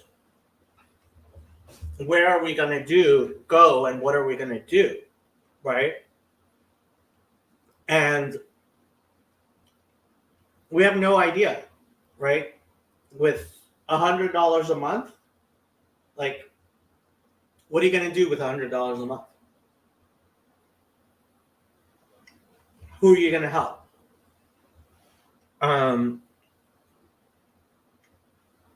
If it was $1,000 a month, we could at least talk about maybe getting somebody in to supervise interns and allowing people to do internships and having those interns run the social media channels. We could do something like that. If it was closer to $10,000 a month, we could hire a professional. But the whole point was to see what is this community willing to actually do, right? My thing is, okay, I'm spending a lot of time and frankly money on developing this community.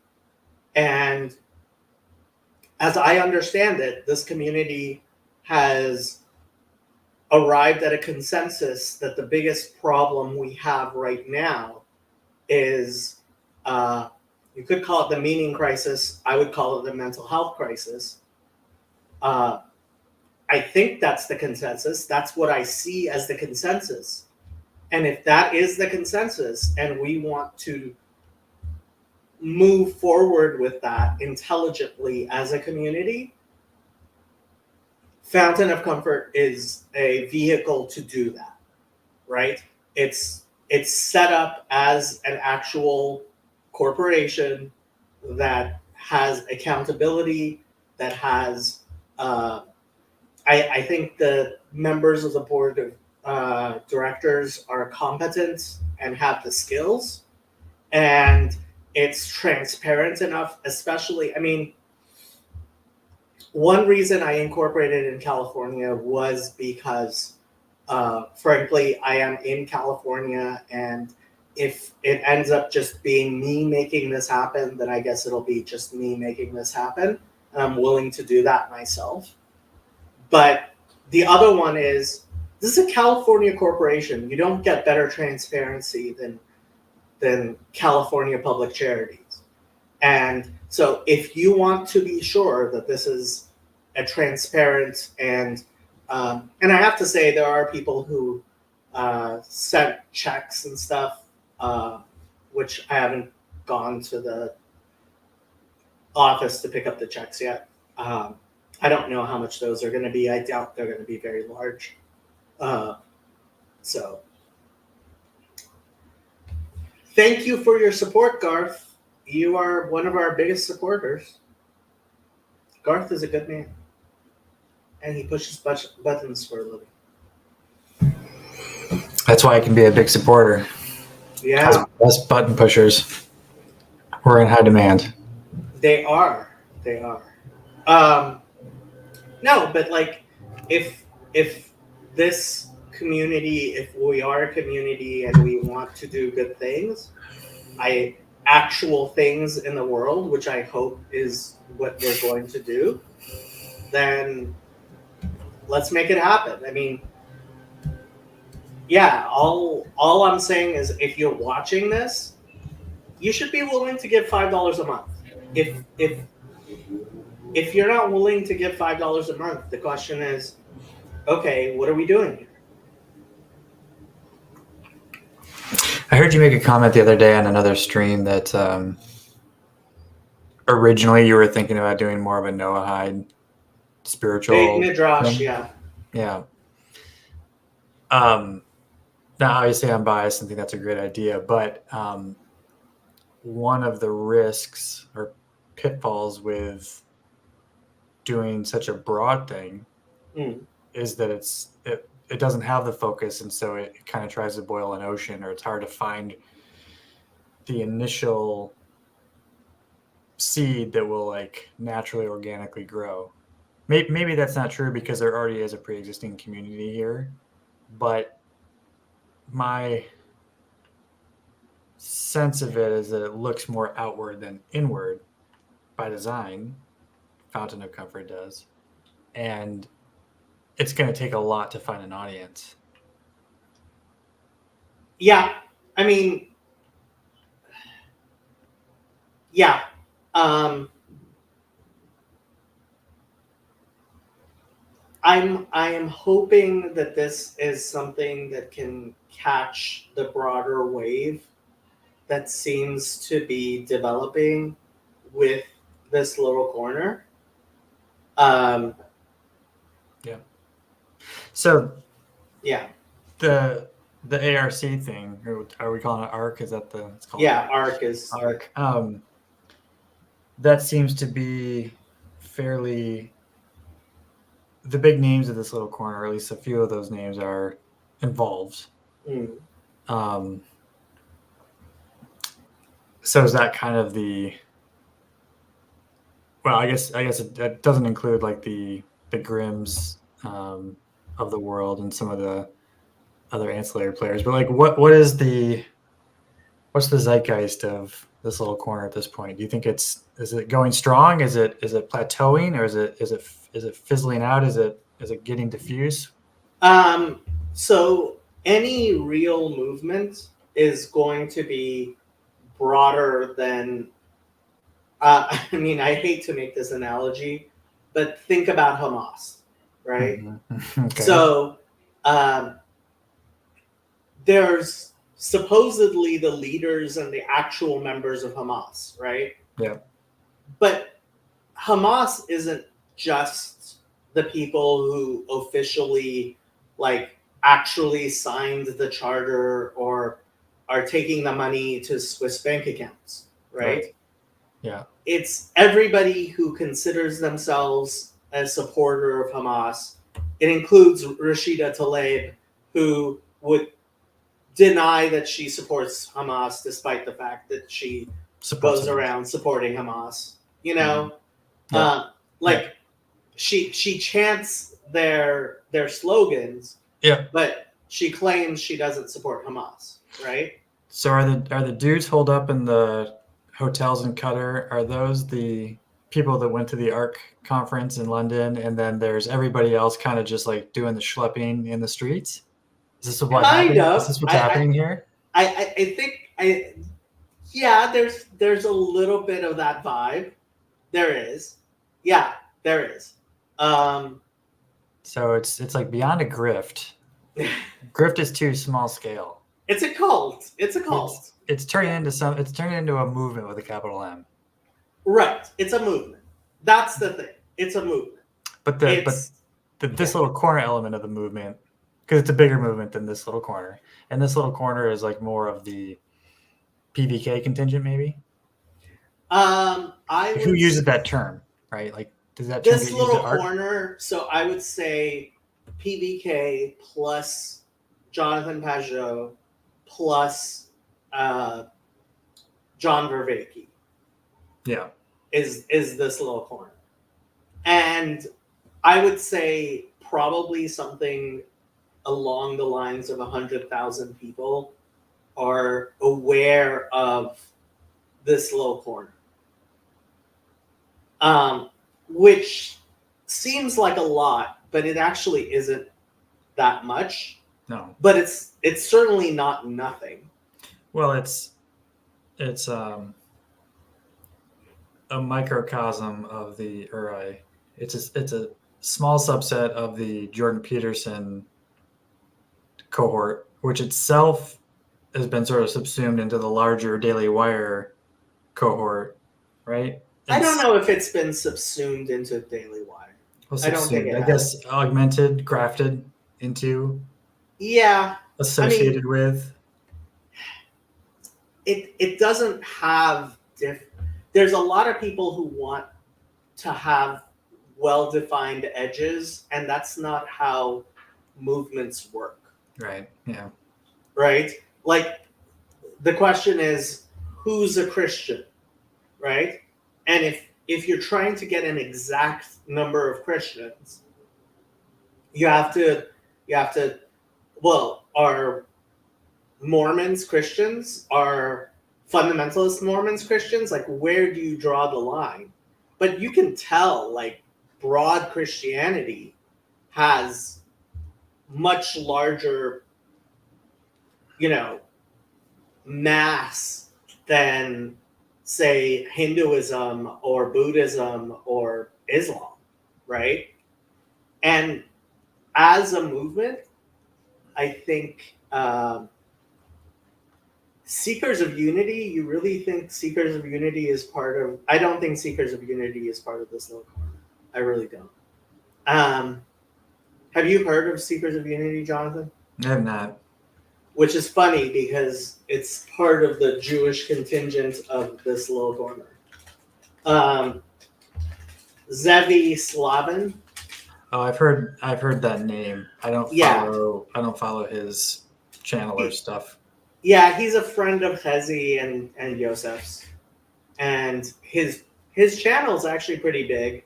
And supposedly he was going to be at the Jerusalem conference. But he doesn't engage with this little corner very much.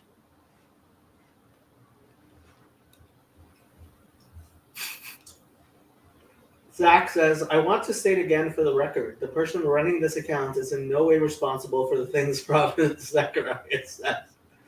Unless it's based and or funny. Funny! Bring back the memes. Yeah, he's interacted with John Vervaeke, but that's because he feels comfortable.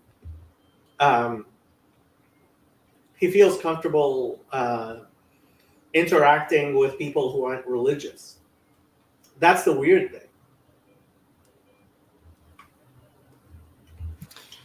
He's not comfortable interacting with actual religious people.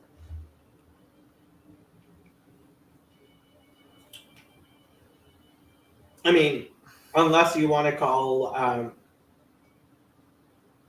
the Shalom Hartman Institute religious, which I wouldn't, and Chezi probably would. Are you aware of the Shalom Hartman Institute, Jonathan? Mm-hmm.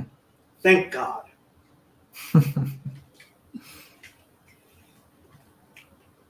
The Shalom Hartman Institute exists to destroy Orthodox Judaism from the inside. Ha! Chezi hadn't even heard me talk about Shalom Hartman yet. And he went in on the Hartman. The Shalom Hartman Institute exists to try to destroy Orthodox Judaism from the inside. And why do you say that? It's an effort to create an Israeli reform. Reform Judaism is obviously not viable in Israel.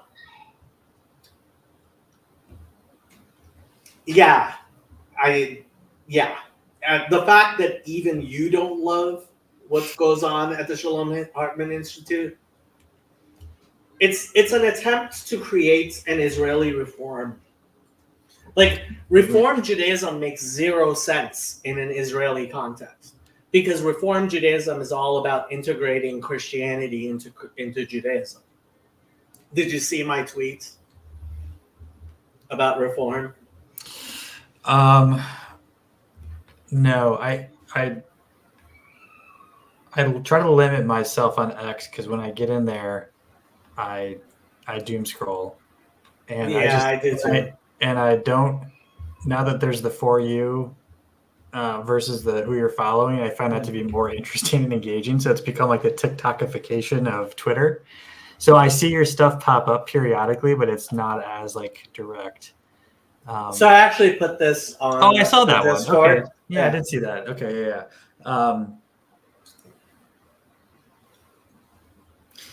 Yeah, reform is basically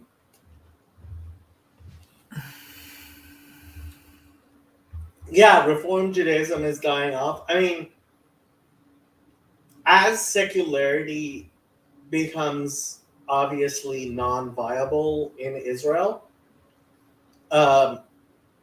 there's a desire to create a squishier Orthodox Judaism, and that's what. I thought that was modern Orthodox. Well, Shalom Hartman claims to be modern Orthodox. Or I've heard the term open Orthodox, but is that an actual thing or is that just a slur? No, open Orthodoxy is it. Well, I think it is allied with the Shalom Hartman Institute. Open Orthodoxy, they started doing same-sex weddings and female rabbits. So that's open Orthodoxy for you. And even the people who helped found open Orthodoxy have kind of shied away from it. Right. So modern Orthodox claims to be the spiritual descendants of the Rav. I think that is a pure lie. The Rav, like, they just use the Rav as a fig leaf. I don't think they are in any way actually the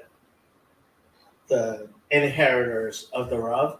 Of course, I mean, I would say the same thing even about Rav Kook and religious Zionism. Yeah, where does Rav Kook come from?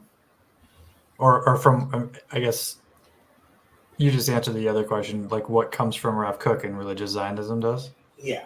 Rav Kook, I believe he went to Volozhin, the yeshiva in Volozhin, and he was involved in the early religious Zionist endeavor. And so the religious Zionists claim him as, like, they'll even say such things as he was the first chief rabbi of Israel, which is completely false. I have heard that from many people, and Rav Kook passed away before Israel was a state. So it's like, it's obviously false, but they claim it. Where is he from? Rav Kook, I mean, he lived in Eretz Yisrael.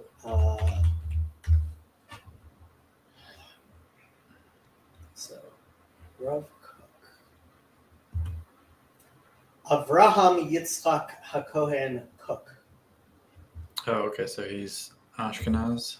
The first Ashkenazi chief rabbi of British Mandatory Palestine. Ugh. I mean, he died in 1935. So, yeah. His father, Rabbi Shlomo Zalman HaKohen Kook, was a student at Volozhin. and his maternal grandfather was descended from Chabad. He entered the Volozhin Yeshiva in 1884, where he was close to the Netziv.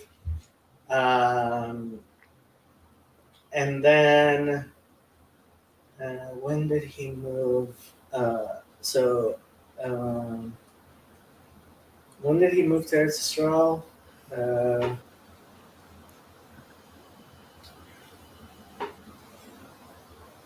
In 1904, he was invited to become rabbi in Yaffo in Ottoman Palestine.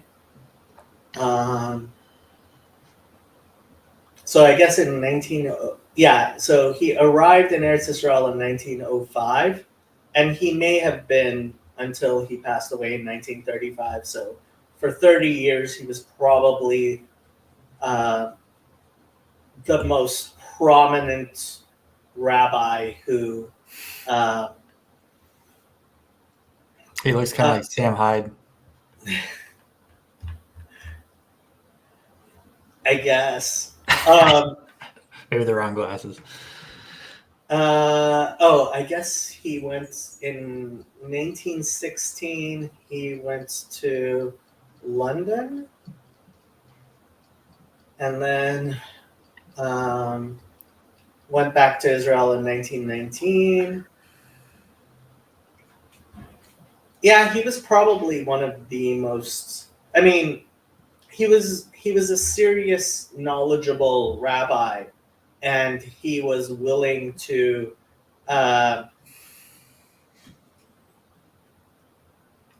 He was willing to engage with the thing. I don't actually know what this Pesach Din is condemning Rav Kook and who signed it, but apparently there was one.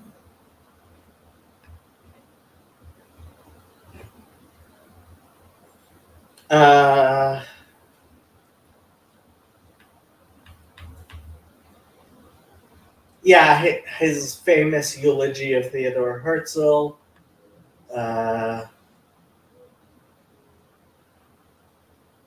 While Kook is considered one of the most important thinkers in modern religious Zionism, his attitude towards the Zionism of his time was complex.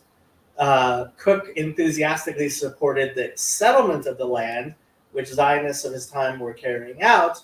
In addition, his philosophy laid a theological foundation for marrying Torah study to Zionism, and for an ethos of traditional Judaism engaged with Zionism and with modernity. And unlike many of his religious peers, he showed respect towards secular Zionists and willingly engaged in joint projects with them. For instance, his participation in the Chief Rabbinate. At the same time, he was critical of the religious Zionist Mizrahi movement of his time for tamping down religious fervor and willingly accepting secondary status within the Zionist movement. In 1917, he issued a proclamation entitled Degel Yerushalayim, where he distinguished between Zion, representing political sovereignty, and Jerusalem, representing holiness, and arguing that Zion, i.e. Zionism, must take a cooperative but eventually subservient role in relation to Jerusalem. He then went on to found a Degel Yerushalayim movement separate from the Zionist movement, though this initiative had little success. Yeah.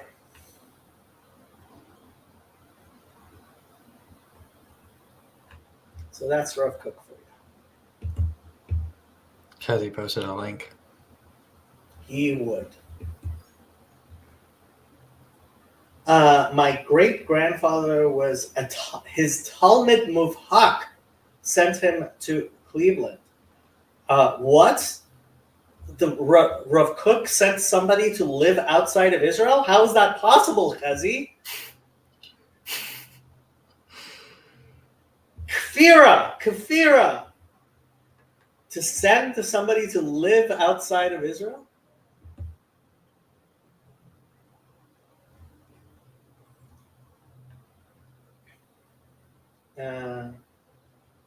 Avi Schwartz. Who's Avi Schwartz? No say.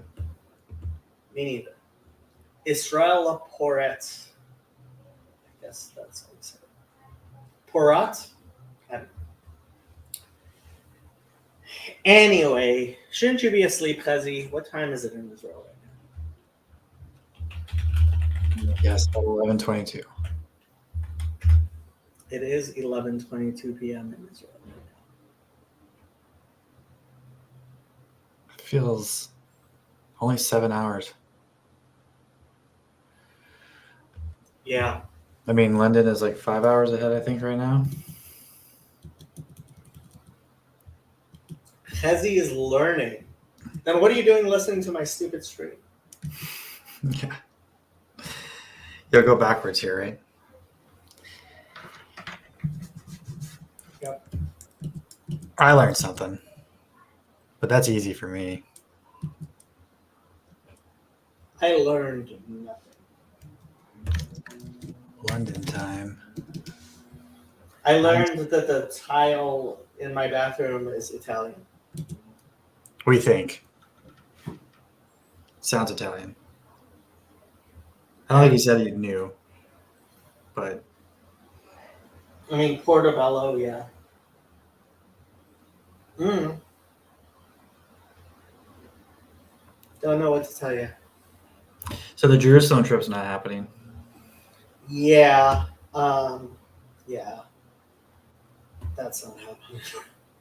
I mean, they might still do it in the summer, but I kind of gave up on trying to make it happen myself. And I don't feel so bad because, yeah, with the war, I mean, yeah. Yeah, it's like extra unsafe right now. Well, I mean, I was listening, I don't know why I was, but I was listening to NPR yesterday, and they had sent somebody to, like, interview people in Israel, in Jerusalem, and basically they were saying the entire tourist industry is dead there. So, yeah. Yeah, You've never probably. been to Israel, have you? No. And I was looking on some website just randomly trying to figure out how I can leverage my new halakhic status to go. But I mean, obviously I can visit, but they don't have a Ger Toshav like residency or citizenship thing. Honestly, okay, so if I were in your place and willing to spend the time and money to make this happen, Mm-hmm. I would actually go before an actual rabbinic court, get a Ger Toshav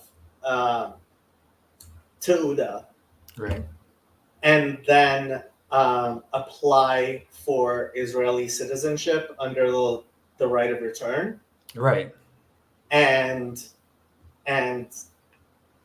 see what their response is. Has And nobody then- done this?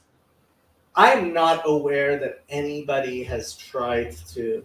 So Israel right of return Ger Toshav.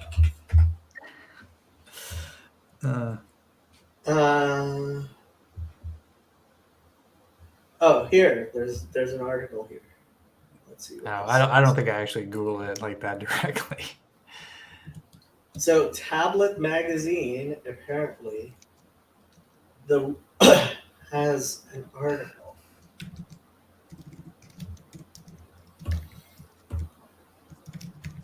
Rav Kahana said to him, "It is Torah, and I must learn." I'm waiting on that. No joke. I have no idea what you're talking about. What does it mean to join the people of Israel? Where's the Ger Toshav thing? Okay. Okay. How did one join the nation of Israel during biblical times? As a sovereign kingdom, the first requirement was to not free. However, immigrants who did not come to live gained the status of Toshav or Ger. Yeah, he's not talking about modern times. I don't know if anybody's actually tried. I'd have a hard time convincing the wife to move there now. You know, like the day, literally the day after. You told her about the little ceremony. Suddenly, it was all over the news. yeah. Yeah, and of course the next day was the invasion. So Uh-huh. So I mean, Chazi is an attorney. So in Israel, so Chazi, like, figure it out. You're an attorney. You could make it happen. So there's an Israeli Ministry of Aliyah and Integration. The definition of a returning resident, according to the Ministry of Aliyah and Integration: a citizen of Israel, that's not Jew, age 17 and over at the time of return to Israel, residents of Israel in the past, visits to Israel.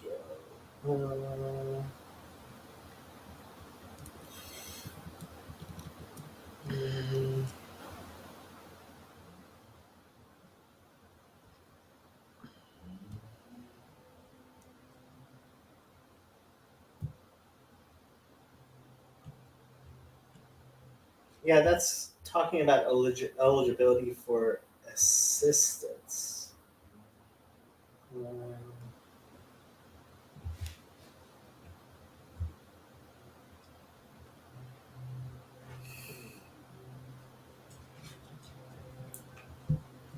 New immigrants. There we go. Eligibility.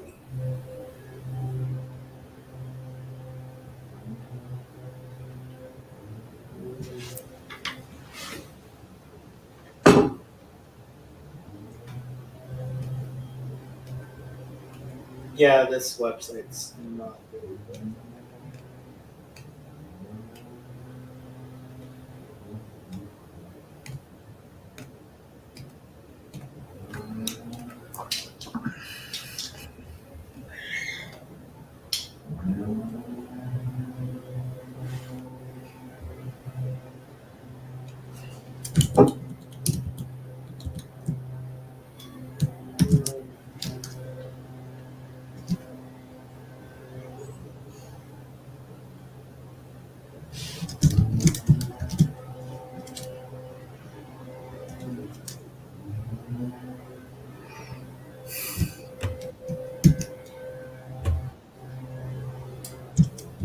He was discussing this in Brit Olam. Yeah, I mean, I think once you have an actual Teuda from a recognized Beit Din, you could request an Israeli passport, and if the government gives it to you, which I doubt, that would be amazing. But once they deny it, you could litigate it, and that's when the fireworks would start. well, in theory, the more religious the government is, the more likely. That they would allow it? Yeah. Right. Yeah. So we'll just give it a little more time. Yeah. Seems to be moving in that direction. Yeah, I mean, Israel is becoming more and more religious, although it's also becoming more and more Zionist. God have mercy on our souls. So you have no idea what that means. Well, religious Zionist, right? Yeah, I mean, you can't really be religious and a Zionist.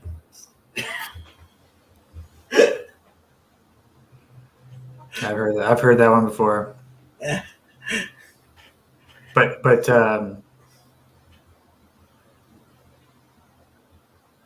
well, I don't know. It's a fluid situation. But yeah, no, I have not been. I hope to visit at some point. Unless something crazy changes, though, I probably won't relocate there. But I should visit first. Honestly, I didn't think my wife would like Texas either, and then she fell in love with it the moment we landed, and she still misses it. So that could be the way. are you thinking of moving to Texas? No, we did. I mean, we used to live in Austin. Oh, okay. Yeah, like this is when we moved from Chicago. We were Chicago Midwest city people. He can't be here to defend himself. Yeah. What made you decide to move back to Michigan? I think that's a funny question because there was just a confluence of things. Family is here. It was the COVID era. A lot of our social life in Austin just kind of went dead. The kids were the oldest was getting to school age, and we were thinking about more permanent school situation, which would have required us to move out to probably more of a suburban existence in Austin anyways. And it's like, well, why are we living 1,200 miles away from friends and family that we have there? Family is important. Yeah, for sure. And we, my boomer parents and my wife's boomer parents are getting up in age, so up in years. Still in good health, thankfully, but things can deteriorate quickly, and COVID kind of gave us a bit of a moment to digest that eventuality. And once you have a bigger brood of kids that you're traveling with, airfare gets more expensive. Some of those benefits of you can't do the 5 a.m. flight and then on the cheap seats, it's just too much pain and suffering. Really, it was like we drove for my brother's wedding. We drove up to Michigan, and that took 2 days. And it's not so bad with the iPads and stuff. You can usually keep the kids pretty occupied, but it's a brutal 2-day drive. And it would eat into vacation time. And we were at the time thinking maybe we won't fly ever again, or, we just weren't sure. And I was like, I don't ever want to make this drive again, let alone annually. Yeah. Let alone in the winter when your brothers and sisters are all in Michigan. Yeah, they're all in Michigan. They all are now married with children. Yeah. A lot of I mean, it makes so there's the cousins and all that stuff. So, yeah, so there was that, and as things went remote in the tech world, for the people that push buttons for a living, just more and more opportunity to be wherever. And I ended up taking a job before I even moved with a company that had no established office presence anywhere.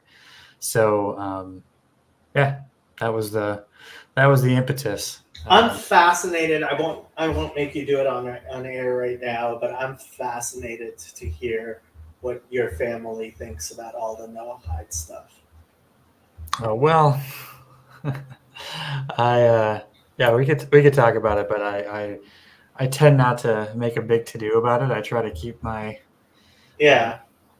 because I mean, we've got Protestants and Catholics in my family, and that's bad enough because I live in kind of anti-Catholic Protestant land. I'd say it's gotten better over the years, as the generations have started chilling out and stuff. But I mean, a lot of Noahides, so I'm not talking about your family at all, but a lot of Noahides, when they first start telling their family, people become very alarmed. Oh yeah, well they really freak out. I mean, it's one thing to worship Mary or whatever, right? It's another thing to just not believe that Jesus is the Messiah anymore. So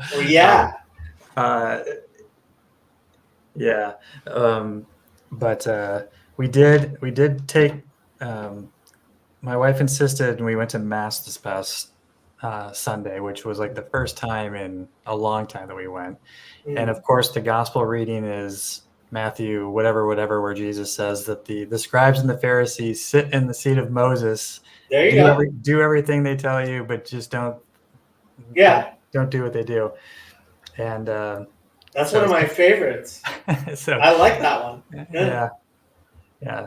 But of course, the second part of that reading was like, call no man father, and so the priest had to, of course, make his apologia to the congregation. Like, well, I can't get away from talking about this one. Right. He's a young guy too, which is crazy. It makes me feel old now that these youngins are now getting ordained. Yeah, so we went. I don't know if we'll go again. How But- far away is the closest Chabad? Oh, actually, I could. It's within striking distance. Like maybe not walking distance, but a bike ride, short drive. Yeah, not You not should far. definitely go for the 19th of Kislev. Do you think it'd be better if you emailed the rabbi and made an intro? Not just not some random goy showing up. I definitely could, but I promise you, if you tell him that you went to 770 and Sure. I got the picture to prove it. and show him that picture, like he will be ecstatic. Okay, he'll need no more proof that. Yeah, 19th of Kislev this year. When is the 19th of Kislev this year? 2023. Here, I'm gonna It's put it December on 2nd. Okay, December 2 is the what's it called? 19 Oh, Kislev. Kislev. Yeah. So Okay, it's that's LMV. The month. it's the week before Hanukkah, Okay. and it is called the New Year of Hasidism. So for Chabad, it is considered one of the most important Chabad-specific holidays. So, like, the rabbi is going to be totally stoked and have, like, nobody else who is, which is the perfect time for you to go talk to him. Yeah. Okay. Email. Yeah, just send him an email and be like, hey, what are you guys doing for the 19th of Kislev? And he's going to be like, who are you and why do you know what 19th of Kislev is? I mean, they have a website. Maybe they'll have something on the website. Yeah, I mean, There was it the one depends. afternoon. I There was the have, one time I was going to go. yeah, I have no idea how large the Chabad is. But part of the reason 19th of Kislev will be easy is because it's not actually a Jewish holiday. So there's Right. no restrictions. There's no, So, yeah. And I mean, yeah, let me know who the rabbi is. I can play some Jewish geography and see if I know it. Locate the provenance. Yeah, see, Because he definitely didn't originate in West Michigan. well, so Detroit is the epicenter of the anti-Mashiachist movement in Chabad. So I don't know how closely affiliated or not he will be with Detroit. I see. Yeah. So, yeah. Yeah, this is definitely a no man's land between the Jewish diaspora in Detroit and in Chicago. Like, there's nothing else really happening in Michigan or the Great Lakes region. Well, so the farther you are from any actual Jewish community, the more likely the Chabad rabbi is going to be someone really serious, really competent, really knowledgeable, or somebody who's completely crazy and completely incompetent and completely Right. So, yeah. I gotta believe it's pretty isolating and difficult to be stationed on the moon like this. It is, which is why either it has to be a rabbi who's really very knowledgeable and competent of paskening halachas himself and stuff like that, Yeah. or someone crazy and delusional. Okay. So, yeah, you're much more likely to meet somebody crazy and delusional, or like this rabbi who's probably should be this, like in any other Hasidic community, would be like teaching at a great yeshiva, but this is Chabad, and we send all of the best rabbis to far-flung locations all over the world. I'll do some reconnaissance and report back because, as you know, I'm a pretty bad judge of character when it comes to Yeah, to I've rabbinical noticed. sources. I've noticed. God have mercy on our souls. Mm. Yeah. All right. Well, I'm gonna go put a cat in the ground. Have I will fun. catch you all later. Later. Bye. I think I'm gonna hang around for a few more minutes, and then if anybody wants to jump on, and then stop streaming in 15 minutes. So if anybody's wanting to jump on, you can. Otherwise, I am going to go do other things.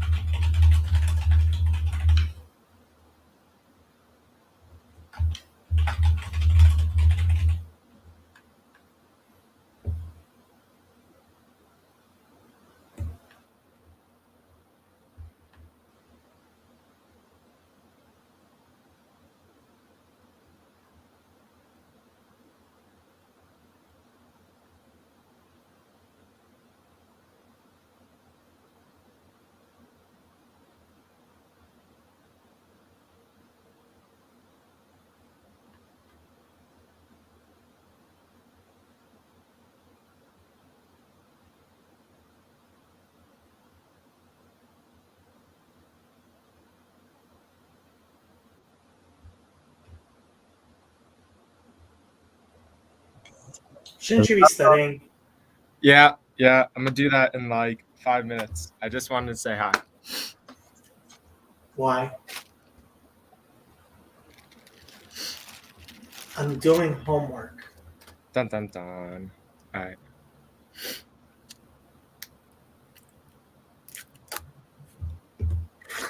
And I'm going to end this stream in 5 minutes. Dun dun dun. All right. Dun dun dun. What are you eating? Well, What? well. What?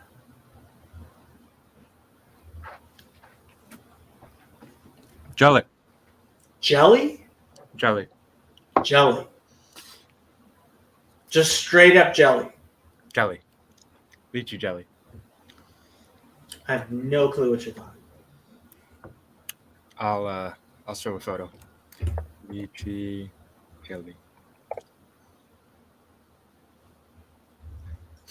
Images.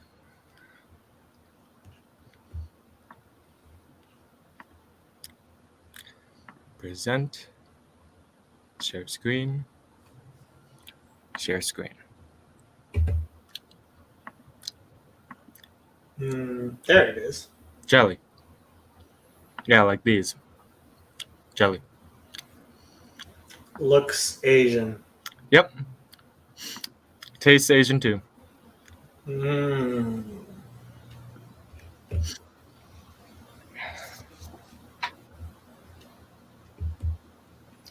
I see, said the blind man.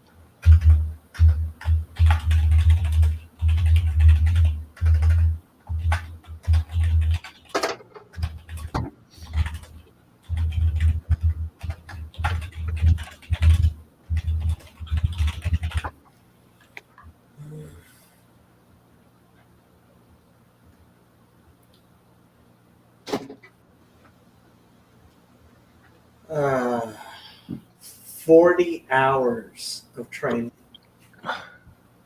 40 hours what? So before I start my internship, I'm supposed to do like 40 hours of domestic violence training. Mhm. Oh. I'm having so much training that's not actually part of my schooling. It's kind of weird. Yeah. Is it like those videos or whatever, and then you have like a little quiz, and then No videos. This is, how many pages is this? I don't even know how many pages this is. Why doesn't it tell me how many pages this is?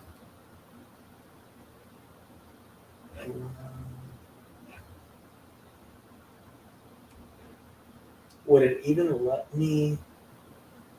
No. It's not even letting me. Why is it not telling me how many pages this is?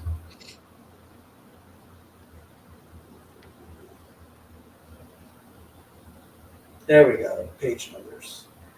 671 pages. 671 pages. 671 pages. Oh, God. I'm not even on page 50 yet. dun dun dun.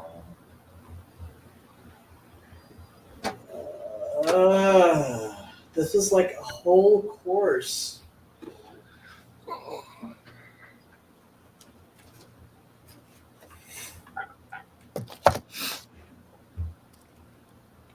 And I'm not even getting credit for this.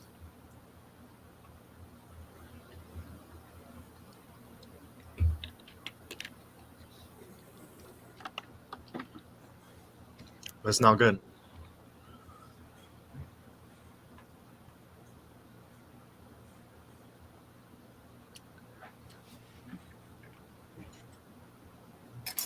So that's the domestic violence training. Oh, this. Oh my god, and I have to do this whole other training. All of this training is going to kill me. All of this training is going to absolutely kill me.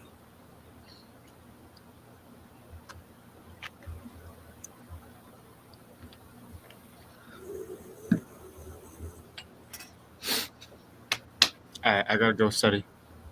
Yeah, I better go too. I'm Done, gonna done. end this stream. Right.